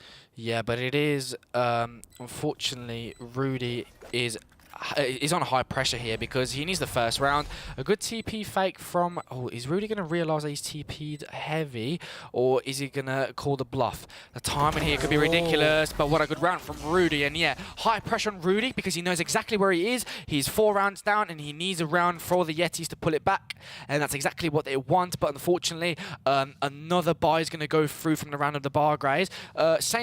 We've seen a slight glimpse of that operator. Maybe they were thinking it, but unfortunately not. Maybe it's not the map for it for Saint, but they're looking to fall by. But looking at the economy of both teams, basically whoever loses this is back to a half buy. Most definitely, whoever loses this is definitely going to be in the dumps for quite a while here. A very crucial round for the Yetis. If they win this round, they could get some momentum back, start getting a bit more competitive. This is their map pick after all. They must have something cooked up here. Early jet dash used and race grenade. Yeah, and we're saying how many times they're just playing. Oh, okay. Let me not speak, because look where Modi is. Modi gets one. Can he get another one? Yes. Oh no! I thought he said yes, he can. But Slicing is just a little bit too quick. Maybe the Phantom Curse. If that was a Vandal, you know, that's no more bullets need to be sprayed after that headshot. But you know, there's no heal unfortunately. So Slicing is on 10 HP for the majority of this round. Most definitely there. But then again, if he had a Vandal, I feel like he would have just whiffed his entire spray. You know, that's just how it is. You either 140 them with a Phantom, or you just miss all your bullets with a Vandal. There's not really any in between there. Both of those weapons are extremely cursed. They don't clear Slicings here. They do manage to rest Modi. The nade is being thrown for a bit of chip damage there. And the Omino does come through for a little bit of info on the A site. There's only 2 players, and they know that now, and they all seem to be fast pushing through alley. Oh, Denim though has got a bit of timing because he can push deep and he can get one. So yeah, he gets one, but Rudy gets rid of him quite quickly. But look at the time. Yetis need to move quickly now because the timing is gone. And saying Winfling gets rid of him, Coleman gets one more, and they're just not checking corners, unfortunately. So from a 4 versus 3, it literally went so quick. We can't even say a word as Coleman gets a double kill. And what a round from the Bargraves. Even from a 3 versus 4, a 1-man deficit, they pull it through. They don't lose anyone from that 3-man. We're seeing some incredible plays from the Bargraves here, that is for sure. Even being a one-man down, as you have stated, they're playing it competitive. They know what they're doing. Even with Slicings being on 10 HP that entire round, he stayed alive until the very end, then overplay his hand, then overpeak. Very good discipline there as the Yetis are on a save. Yeah, and they're in a save, and again, from this side, you know, it's going to be looking like a 6-1, and it's going to be looking like such a deficit that they need to come back through. Now, we've seen this paint shells happen. In my opinion, I think even though the paint shells are they're free to start off, they don't cost anything.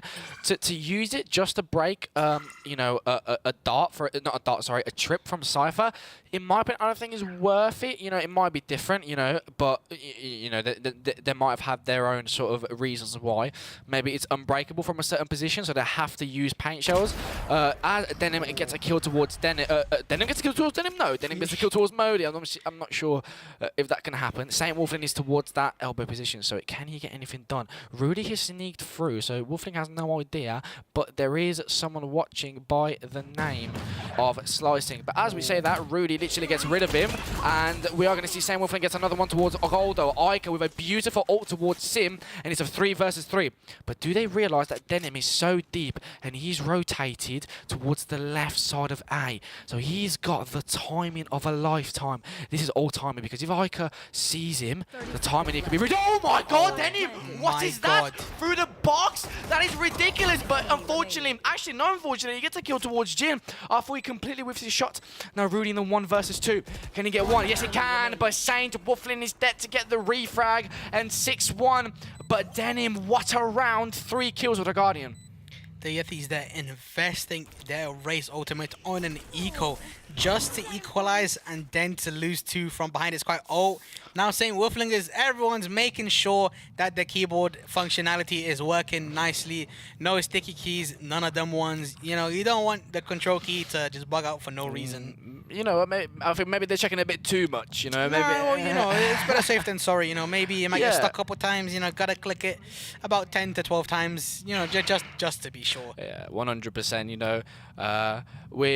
It's never toxic, it's always friendly, and it's you know, it's always just making sure that as Kubli said, making sure that it works. And now Wolfling is going to be towards that B position quite heavy. Now he's going to kill all the util, but unfortunately he can kill the util but can't kill Ica. Unfortunately, yeah, he gets rid of him, so a good kill as the lockdown from Goldo goes through. So now realistically they should get site clear, as Cypher is going to have to move towards Boba position, but he's still got a bit of an angle to work with. So even though they're going to go towards that position, he's got time in here. Now Ica, he's already deep towards the right side, and he's going to get walled.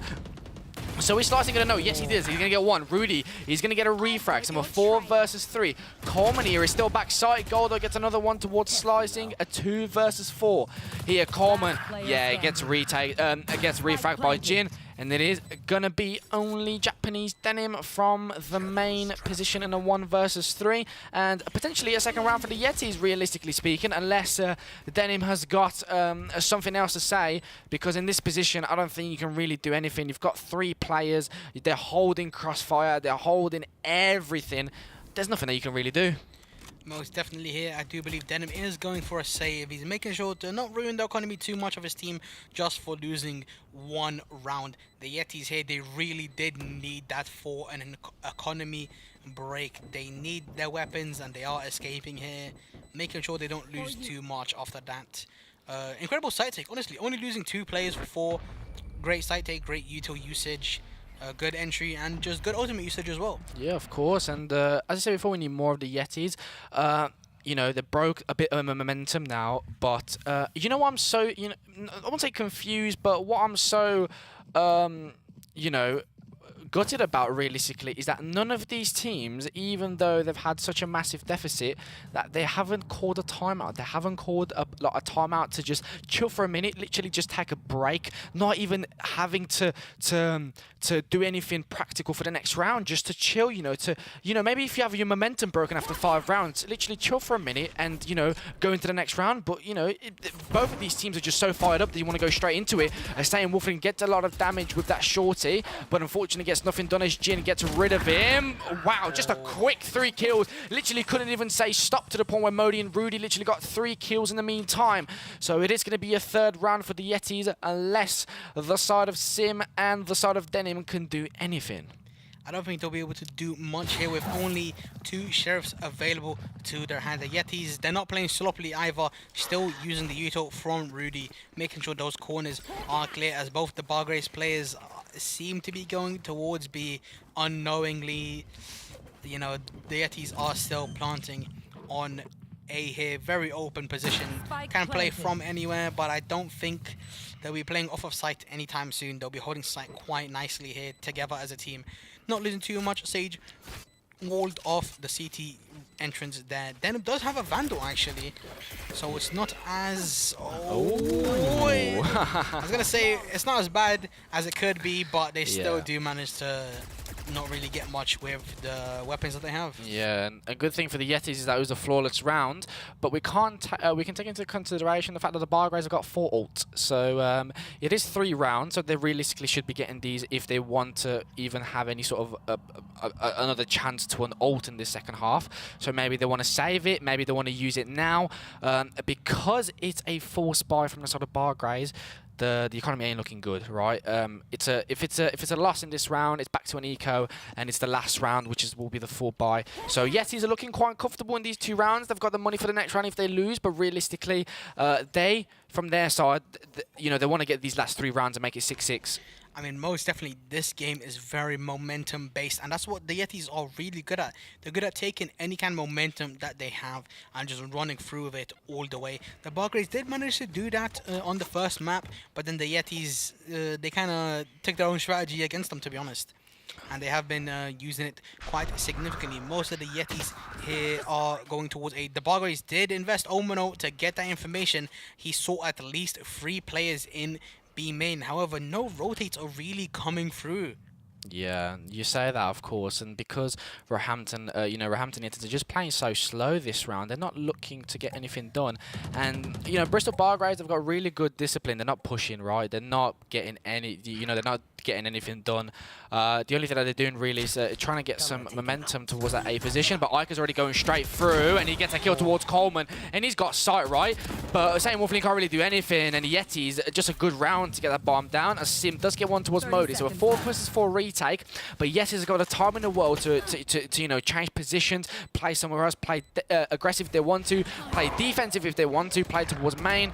Sim is going to go for the Trailblazer. Is he going to get Ica? Unfortunately not. He's going to fresh through. Ica is going to push literally through the smoke. The ult is going to go through. Denim starting to get 2. It is Jin now. Jin is going to go through the res. Staying Wolfling. Is he going to get anything done throughout the main position? Yes, he does, as he gets Goldo, and he gets another one, and Sim to get the last kill. And what a good round from the Bargraves. It was so forwards and backwards. We didn't really know who was going to win that round until the very end.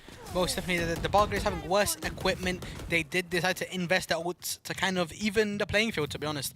Even the playing field there against the Yetis. Now, the economy still isn't the best. They still have a half armor for the side of the Bargraves, but it is better than it would have been if they had lost, that's for sure. St. Wolfling can buy for Denim here, so it shouldn't be too bad. They only have 1 half armor. Both sides do have full weapons here, so it's going to be interesting going into the next round, but the Bargraves do seem to be quite confident. Yeah, and it's just looking good for the Bargraves, even though after the last 2 rounds the momentum's come back in, and it's a different Bargraves to what we've seen in the last 2 maps, right? Not being the greatest of Lotus, not being the greatest of Haven, but you know what, maybe Yetis are just a 3-map team, right? They just love Lotus, they love Haven to the point where they're just really insane on the 3-map sides. We've seen it from Breeze, it's not the same Yetis. We've seen from Sunset now, it's not the same Yetis. So maybe my theory is true, but we can't say anything yet, as not even the first half has ended. So Yetis have still got a chance to get these 2 rounds, make it 7-5. They go into defense, and they could potentially bring it back. Most definitely, if they do get those 2 rounds, as Modi does get the first kill, if they do get these 2 rounds and they get pistol, and then the next, it's looking very close still. Yeah, and Sim here, that's a good kill, but Jin does get the refrags. That's a good trade. Slicing gets a retrade, actually, towards Modi, so a 3 versus 3. Now, Slicing has already rotated, and looking where Goldo is, gets the kill towards Slicing, but he should expect another one behind him, which is Saint Wolflin. So Saint Wolflin has got a time in here, but it is on a time schedule. Goldo, is he going to realise? No, he can't. Saint Wolflin gets one. Is Arcane going to realise? Yes, he does. And it is all down to Coleman in a 1 versus 2 to try and you know, get the 8th round or potentially make it the 4th for the Roehampton Yetis. He's got 100 HP, he's got ult. So if he gets one, he can use the ult and he can find out where the other person is. But with the time under, he hasn't got anything to do. He needs to go in and he needs to go quickly. The timing is not on his side, and Rudy gets the last kill. And it is 7-4 and a very good round for the Yetis. Most definitely. Very good back and forth round there, but the Yetis did end up winning out on the trades. Even after the strange little, you know, flank and then flanking the flanker there on main. It was a bit interesting to see, but, you know, it wasn't too bad, I guess, from the side of the Yetis. Now, as I was saying, the Bargraves economy isn't too good. After losing that round, they have 3 Guardians, a Vandal, and you know, a Marshal. It's not looking too good, especially most of them having half armor. So it does look like the Yetis should be able to win this round. And if they do, 7-5, they win pistol. 7-6, the next round after, 7-7, and it's equal. Yeah, but we can't take the Guardians back into the places. Modi gets 1 kill. You know, remember that Denim Guardian triple kill? You know, when he gets one through the wall. So we can't count these Guardians just yet. So it is going to be a 5 versus 4 ready for the Yetis, as we said before, a quick instant frag. So they're going to rotate towards A, but literally A is literally free. Right, there's nobody on site, no util, no Cypher traps, no nothing. So if they had an idea that A was cleared, they literally can push right now, and it has to be a 5 versus 4 retake, to where I'm not sure if Bargraves have got any chance of going back into that site. So yeah, they're going to ult Modi through, and that bomb's going to go down, really. Most definitely here, as the Yetis do decide to invest the raise out. It is last round, to be honest, so there's not really any point of saving it. Throws into CT, not getting much. The Bargraves have slowly been pushing through mid, clearing every corner that they can, and now it is all 4 of them on the flank. They do spot Ica, but Slicing gets taken out. Ica getting another one, Jin getting a 3rd, with only Denim left, getting taken out by Godo. And as I was saying, 7-5. Half-time pistol. If Yetis win, it's going to be equal. Yeah, and again, Yetis coming back 4 rounds in the last 5 that they've won. So a good combat coming through. So yeah, they need to go through and they need to sort of win this pistol. But again, pistol is important for both teams, because if Pistol Bargraves do win him, they could potentially get a 9-5. And again, it's back to Yetis having to pull 4 rounds back. They've done that, you know, they've done that in the first half. But potentially, it might happen that they win the pistol and it's going to be 7-7. Most definitely. If it does end up being 7-7, it's going to be a very interesting map. I mean, to be fair, the Yetis did pick this map, so maybe they have some dangerous things lined up for the... obviously, some dangerous things cooking here. As I said before, it's looking a little undercooked, but, you know, he's still got some time. Still got some time to say that. It's not looking too bad with a wall here on B, slowing down the push significantly, as a lot of players are rotating through mid. Actually, 3 players worth of noise. Denim does guess what, by the boom, but the Yetis just don't care. Yeah, the Yetis are stacking towards B. And I'd say that, and Ica is rotated towards that mid position. But looking at Bargraves, the bomb is like in the middle of nowhere, right? They've left it towards main, so I don't know if they're looking to just fake it and just looking to get information so the rest of the Yeti side can rotate, or they're just looking to push potentially and just leaving the bomb just in case they do lose it. So now they're going to go straight through. Japanese Demon gets one towards Modi, Ica gets one back, Sim gets one back, but are they going to expect Rudy? He gets double kill, and he gets a triple kill, and what a round from Rudy in such a hard choke point. One of the hardest choke points to get 3 kills in that site, and he literally rams them through with the help of Ica. What a round for the side of Rudy to make it 6 for them. Most definitely, the Bargraves there were most definitely lacking on any kind of visual utility. They did not know the stack was there, and they ran straight into a trap into 4 players, and Rudy just lined them up into the slaughterhouse one by one, executing them all. And now it's 7-6 with better guns on the side of the Yetis. It's looking like it's going to be 7-7. Yeah, of course, it's been looking, you know, really good for them, and potentially can be 7-7. But we can't take these sheriffs out because, you know, we've been hearing that these sheriffs can do a lot of damage. You know, Sim, you know, we've seen so much from him. Of course, unfortunately, gets dinked to the point where he's 16 HP. He's literally limping on one leg, unfortunately, and he needs to be put to sleep now as Jin gets a double kill. Beautiful round. Modi gets another one, so just a rampage of kills. Nothing to be said. Then him gets one, fair enough, but Rudy does get a refrag. So Coleman in a 1 versus 4 with classics, literally no util, nothing to his name. So, you know, it should be a full buy coming in from the side of Bristol Bargraves coming into the next round, but 7-7. Most definitely, as I said before, 7-7. Very important there. 2 dinks with a classic. You know, classics have been quite dangerous this series, that is for sure. But Coleman couldn't really pull out what he needed there, to be honest. And as stated before, it is now 7-7. If the Yetis do end up winning this round, it's going to be looking very good for them. Yeah, 100%. And of course, you've seen the half buy coming in. The not the half buy, sorry, the bonus coming in. They've got money for the next round if they win. They've got money for the next round if they lose. And again, half buys coming in. Half armor coming in from that side. You know, it's looking rough for them. Most definitely, the Bargraves once again invested a lot into getting sheriffs and didn't really get much out of it. They only managed to kill 1 player, and now they are all on half armor against Spectres and Bulldogs. Half armor is horrible. That is when they do the most work.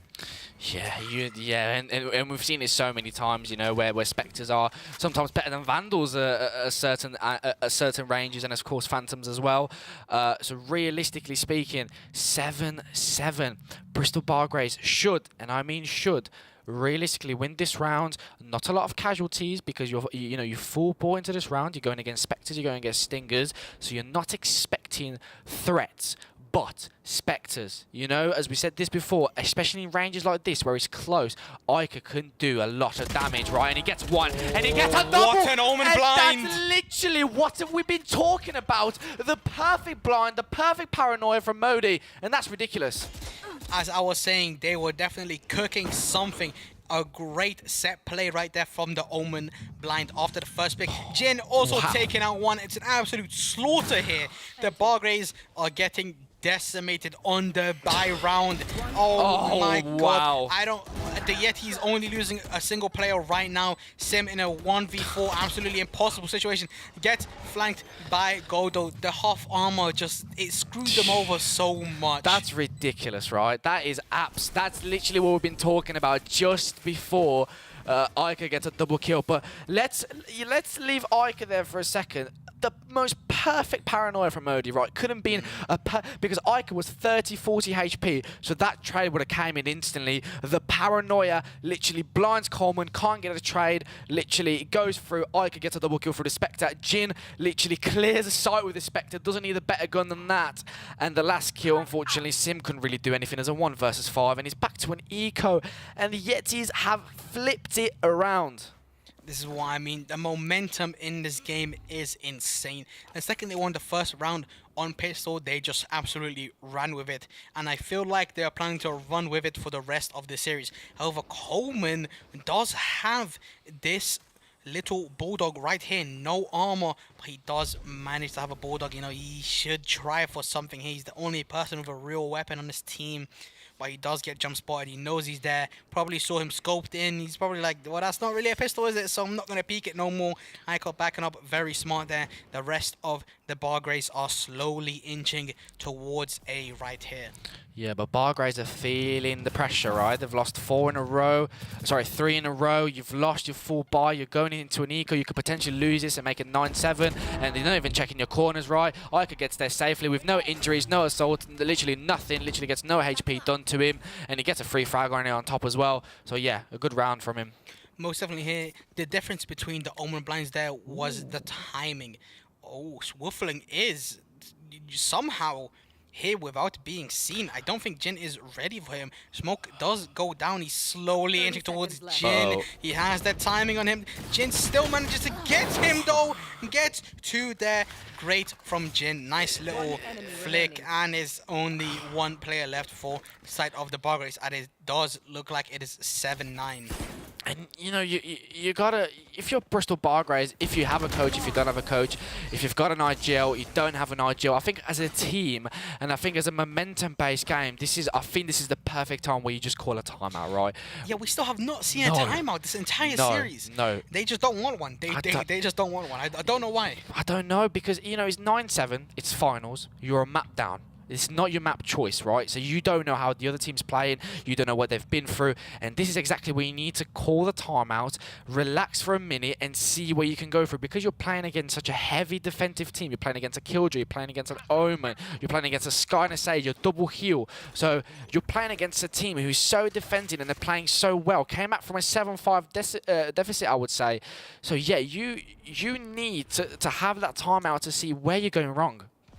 Most definitely, they need a momentum break here, as the Yetis have won 6 rounds in a row. Oh, the stun does go through, however, does not manage to finish him off, only manages to break the turret, to be honest. But the healers are coming through, so not real any harm done from either side. Yeah, of course, yeah. Back to 100 HP for both of Raze and Sky, sorry, Killjoy. Now the ult is going to go through, so Goldo is in a bit of a passive-aggressive position as you, Rudy. Look how deep they're pushing towards mid. Literally, Ike and Rudy literally go towards mid, gets 2 people done, and it is going to be a 5 versus 3. And you know, Goldo is still in towards that CT position. Ike gets 1, Modi gets a double, and Goldo gets the last kill. And you know, it's 10-7. Yetis are just looking really good. And you know, we've said this before, because they've taken Haven, they've taken Bristol Bargraves' side. It's looking good for them. Most definitely, the Yetis, they're also investing the Razor. They know how much momentum is important. They do not want to lose it no matter what. So investing the Razor there is worth in their eyes, because they win the round and they keep the momentum. And look at their economy. It is booming. However, on the side of the Yetis, it's looking rough. Only half armor, maybe not even full util for some of them. Yeah, we're going to say this, like, some of them are on 8k and 7k, so like, they lose this round and lose the next one, they still got money to buy.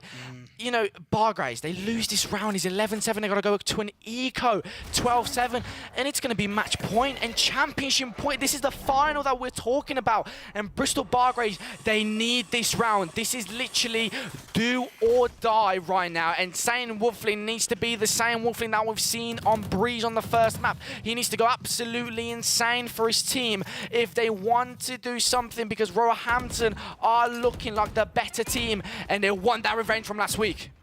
Most definitely, they did lose the last week, and they're not trying to lose again. That is for sure. They're keeping it steady, keeping momentum, keeping it up. That is what you'd love to see. Yetis here deciding to play for a retake, as they do have Seekers and Res, so they can play a little slower than usual. Slicing does get the kill. Goldo does straight, and the Res comes through, so it is better for the side of the Yetis, and they absolutely clean house. Wow. They cleaned house with only Denim being alive, and then 11-7 and a possible eco for the side of the Bargraves. It's looking rough. Just no chance, just not one person. And if you know, you died, right? So you do get a res coming through, but not one person to die. Even though you get the bomb plan, nothing happened that round. No util that was used correctly, not used util to get a kill. And they're falling down. Literally not one round that I've lost in that defensive. So 6 rounds in a row. Remember, it was 7-3. 7-3. I don't know how a timeout still hasn't been called. Honestly, like, a timeout is needed. You need to cook something up to break this momentum. Look at this. 6 rounds on defense straight away. If you count the 2 before, it's 8 rounds in a row. You need something here. And after 4 buy, and you know, it's just not looking good. And you know, we've talked about how, you know, how great the side of Bristol Bargraves started this half. They started right with 6-1. We've got to remember, they started with 6-1. They started with a 5-round deficit, 5-round surplus, and now they're on a 4-round deficit. It's like it's flipped on its head. The bomb is down now, so look, Yetis are playing a retake.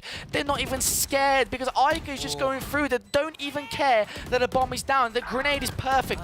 Korma gets 1. Sane Wolfling gets 1 though, so we still can't get anything done. Denim gets another kill, and Modi, that is a ridiculous triple kill, and can he get anything done? It is down against Coleman, a 1 versus 1. Rude Modi is in a 1 versus 1. He's gonna get the half bomb. Coleman is cold-blooded. Can he get anything done? No, he can't. Modi, and he gets a quadruple kill. And what a round from Modi, and it is a match point and championship point for the Yetis.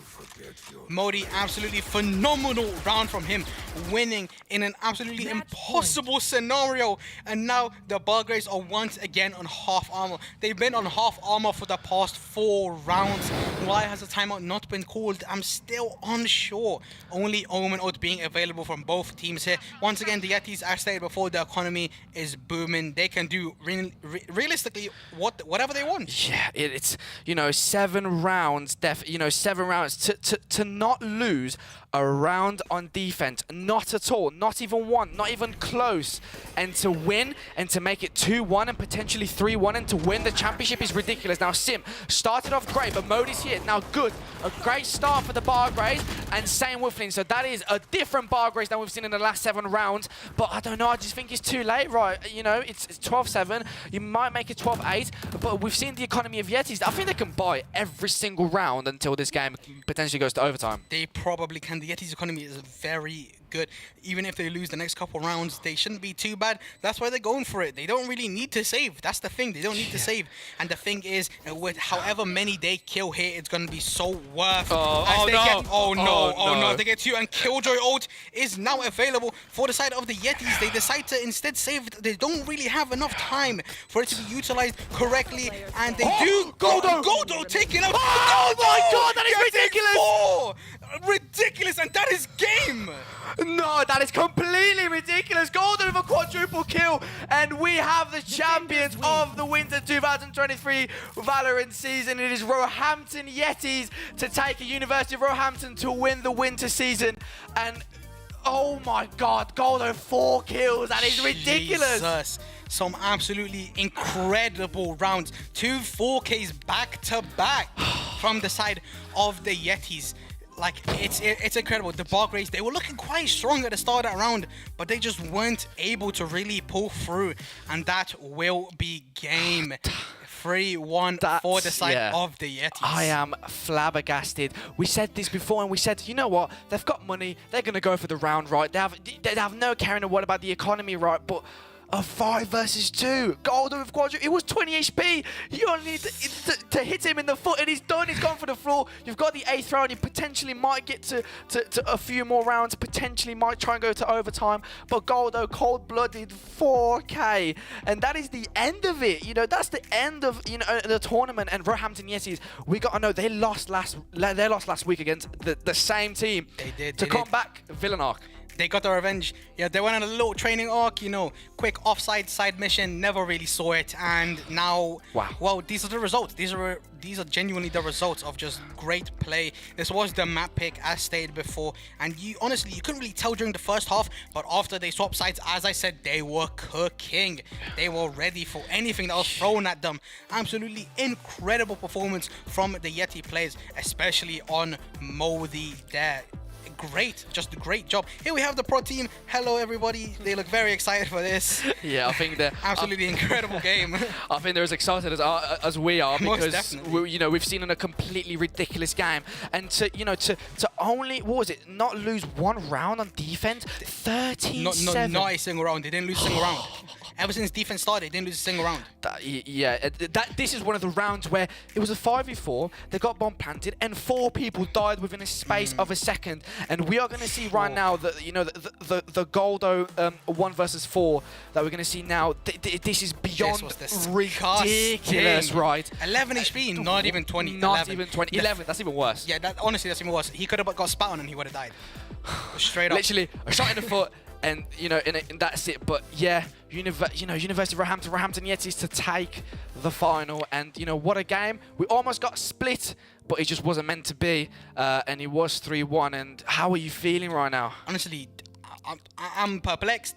Flabbergasted, concussed, all of those at once. Absolutely the incredible performance. Honestly, it was their map pick, and for the first half, honestly, I couldn't really tell. They were a bit disorganized maybe on the attack there, but their defense was solid. They had so many good set plays, great retakes, good util usage, good ultimate usage.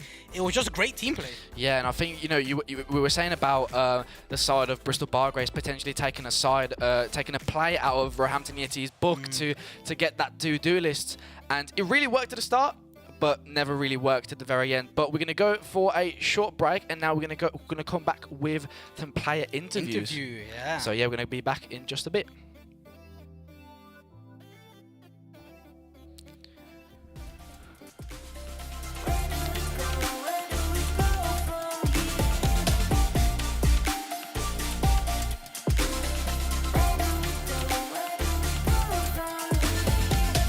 Baby, I've been busy missing you. Say, have you missed me too? Say, have you missed me too? Was this intermission good for you? Yeah, was it good for you? Or are you just confused? Don't think I'm leaving, cause I'm not at all. So if you get hurt, it's unintentional. And I know that what I did was typical. I just needed time to show you what you got. So where do we go? Where do we go from here? Where do we go? Where do we go? Where do we go? Where do we go from here? Where do we go? Where do we go from here? Where do we go? Where do we go from here?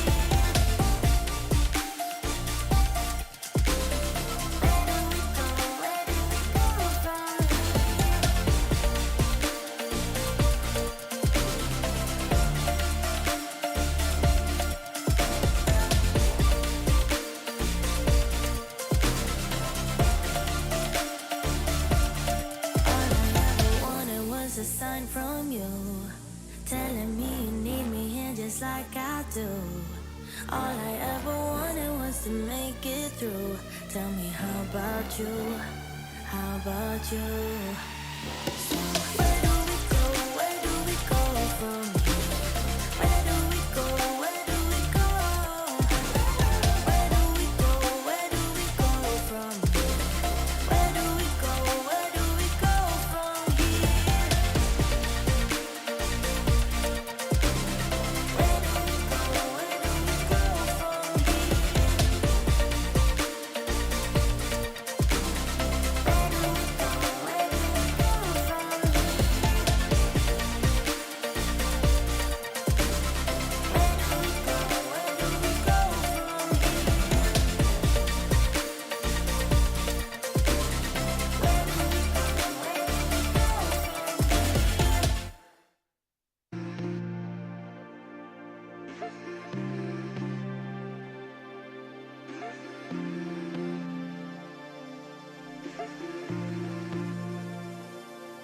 You say you love me, say you're thinking of me, but you're just lonely.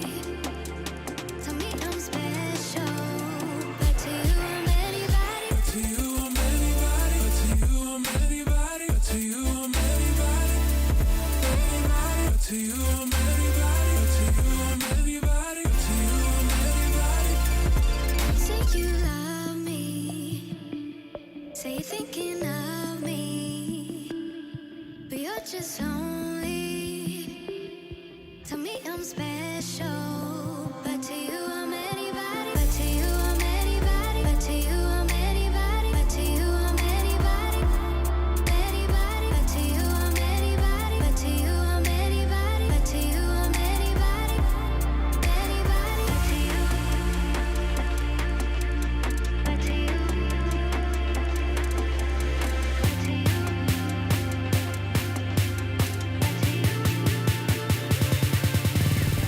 To you I'm anybody, to you I'm anybody, to you I'm anybody, anybody, to you I'm anybody, to you I'm anybody, to you I'm anybody, anybody, to you,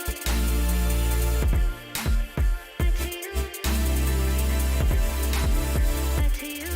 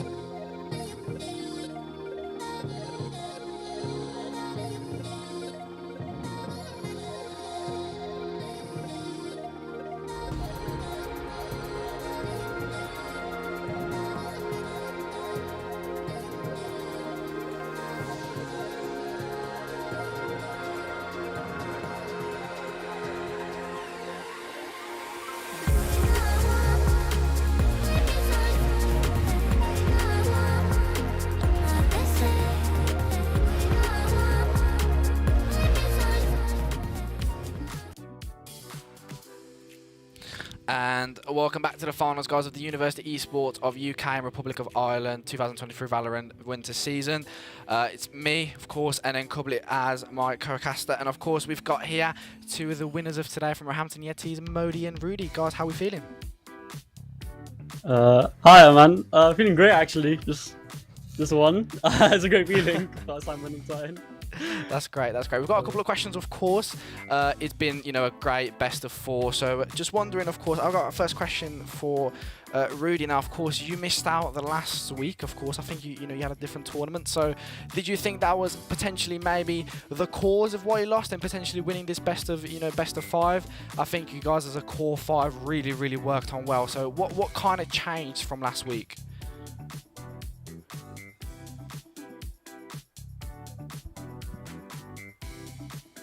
Rudy? You can't hear anything. It's okay. Rudy, it's okay. Can you hear us? It's okay. We'll move on into Modi. No worries. Okay. Modi, actually, Okay. I think Kubli's got a question for you. I definitely do. After that incredible clutch you done just around before the final one, 4K. How were you feeling after that round? Buzzing, honestly. Buzzing. It was actually. I don't know. We just locked in for the moment. I don't know. I got like the first 3 kills, and then I put the smoke on the bomb straight away. And Rudy's told me this cheeky little strat for a 1v1 clutch where you get bomb half and tap it. That's a fake. So the second part of the bomb is squeakier, and they start panicking a lot. And I think that helped me a lot in the clutch. Credit to Rudy. Yeah. That's good. That's good. Another question, of course, talking about 4Ks. How did you guys react when, of course, you got that 4K, but then at the very end, the next round, Gordo comes in and absolutely gets a ridiculous 4K? I'm assuming the vibes was crazy. Yeah. So it was insane because me, Rudy, Aiko, we all 3 died, and then I think Jin was like, oh yeah, let's play to just get exit frags, damage economy because I have low buy. And then we get the first 2 kills, and Rudy's like, God, we have. Oh, he's like, nah, I'm not gonna use it. And then Gordo just pops 3 heads, and we're all just screaming. I got the clip and everything. Yeah. Oh, it was so good. It was so good. It was honestly a ridiculous 4K.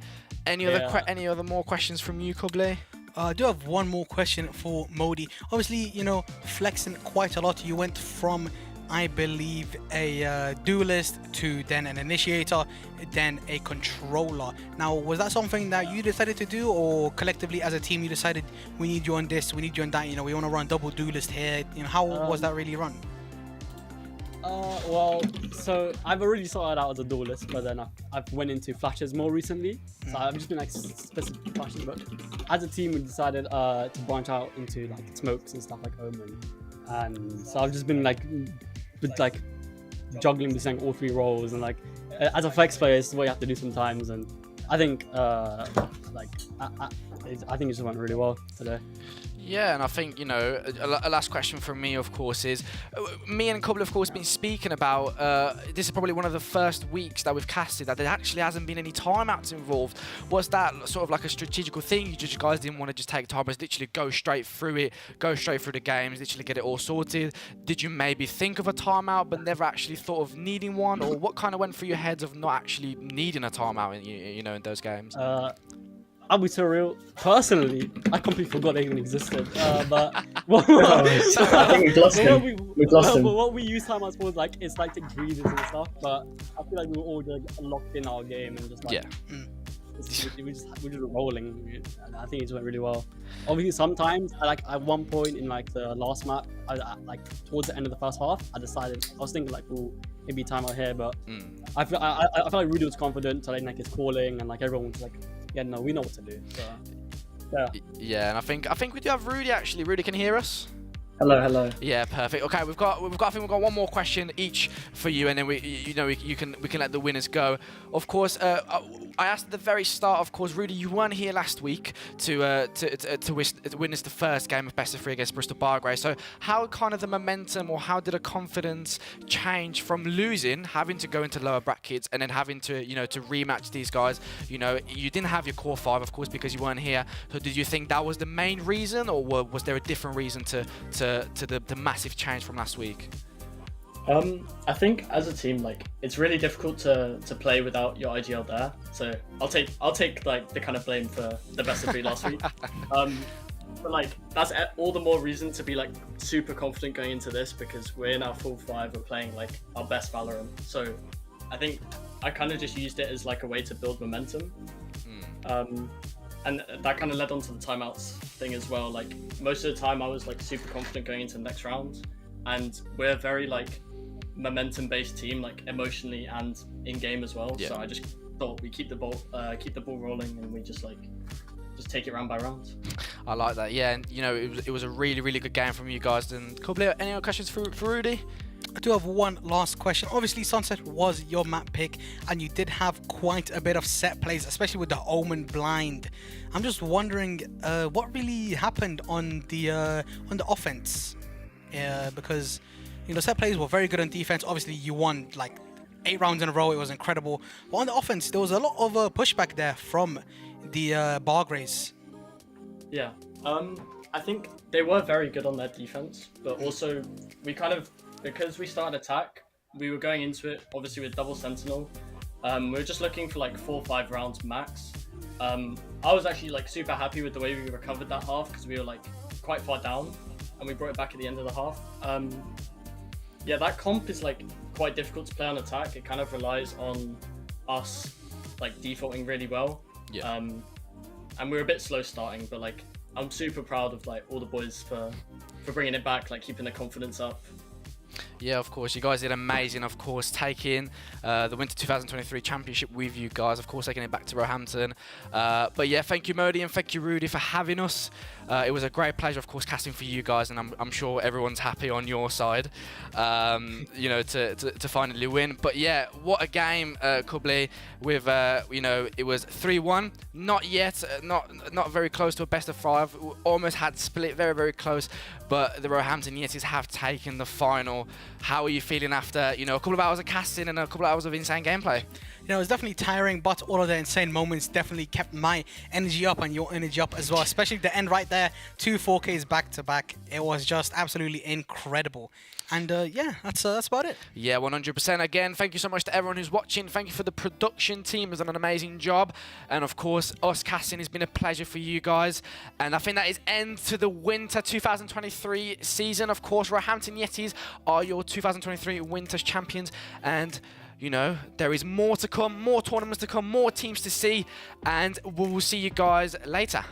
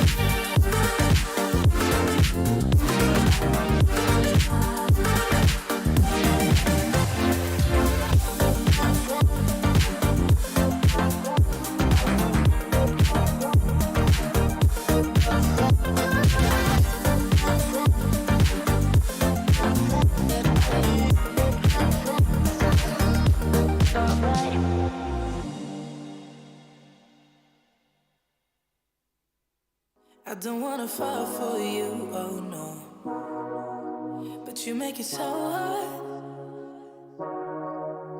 Watching you dance all night, baby, is making me fall hard.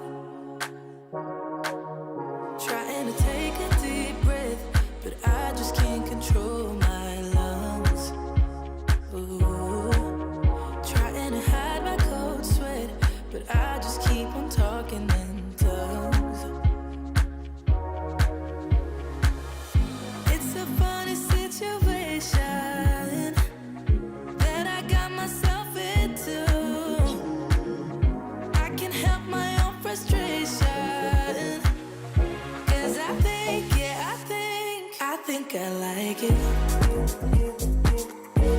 I think I like it. Got nothing to lose, 'cause I think I like you.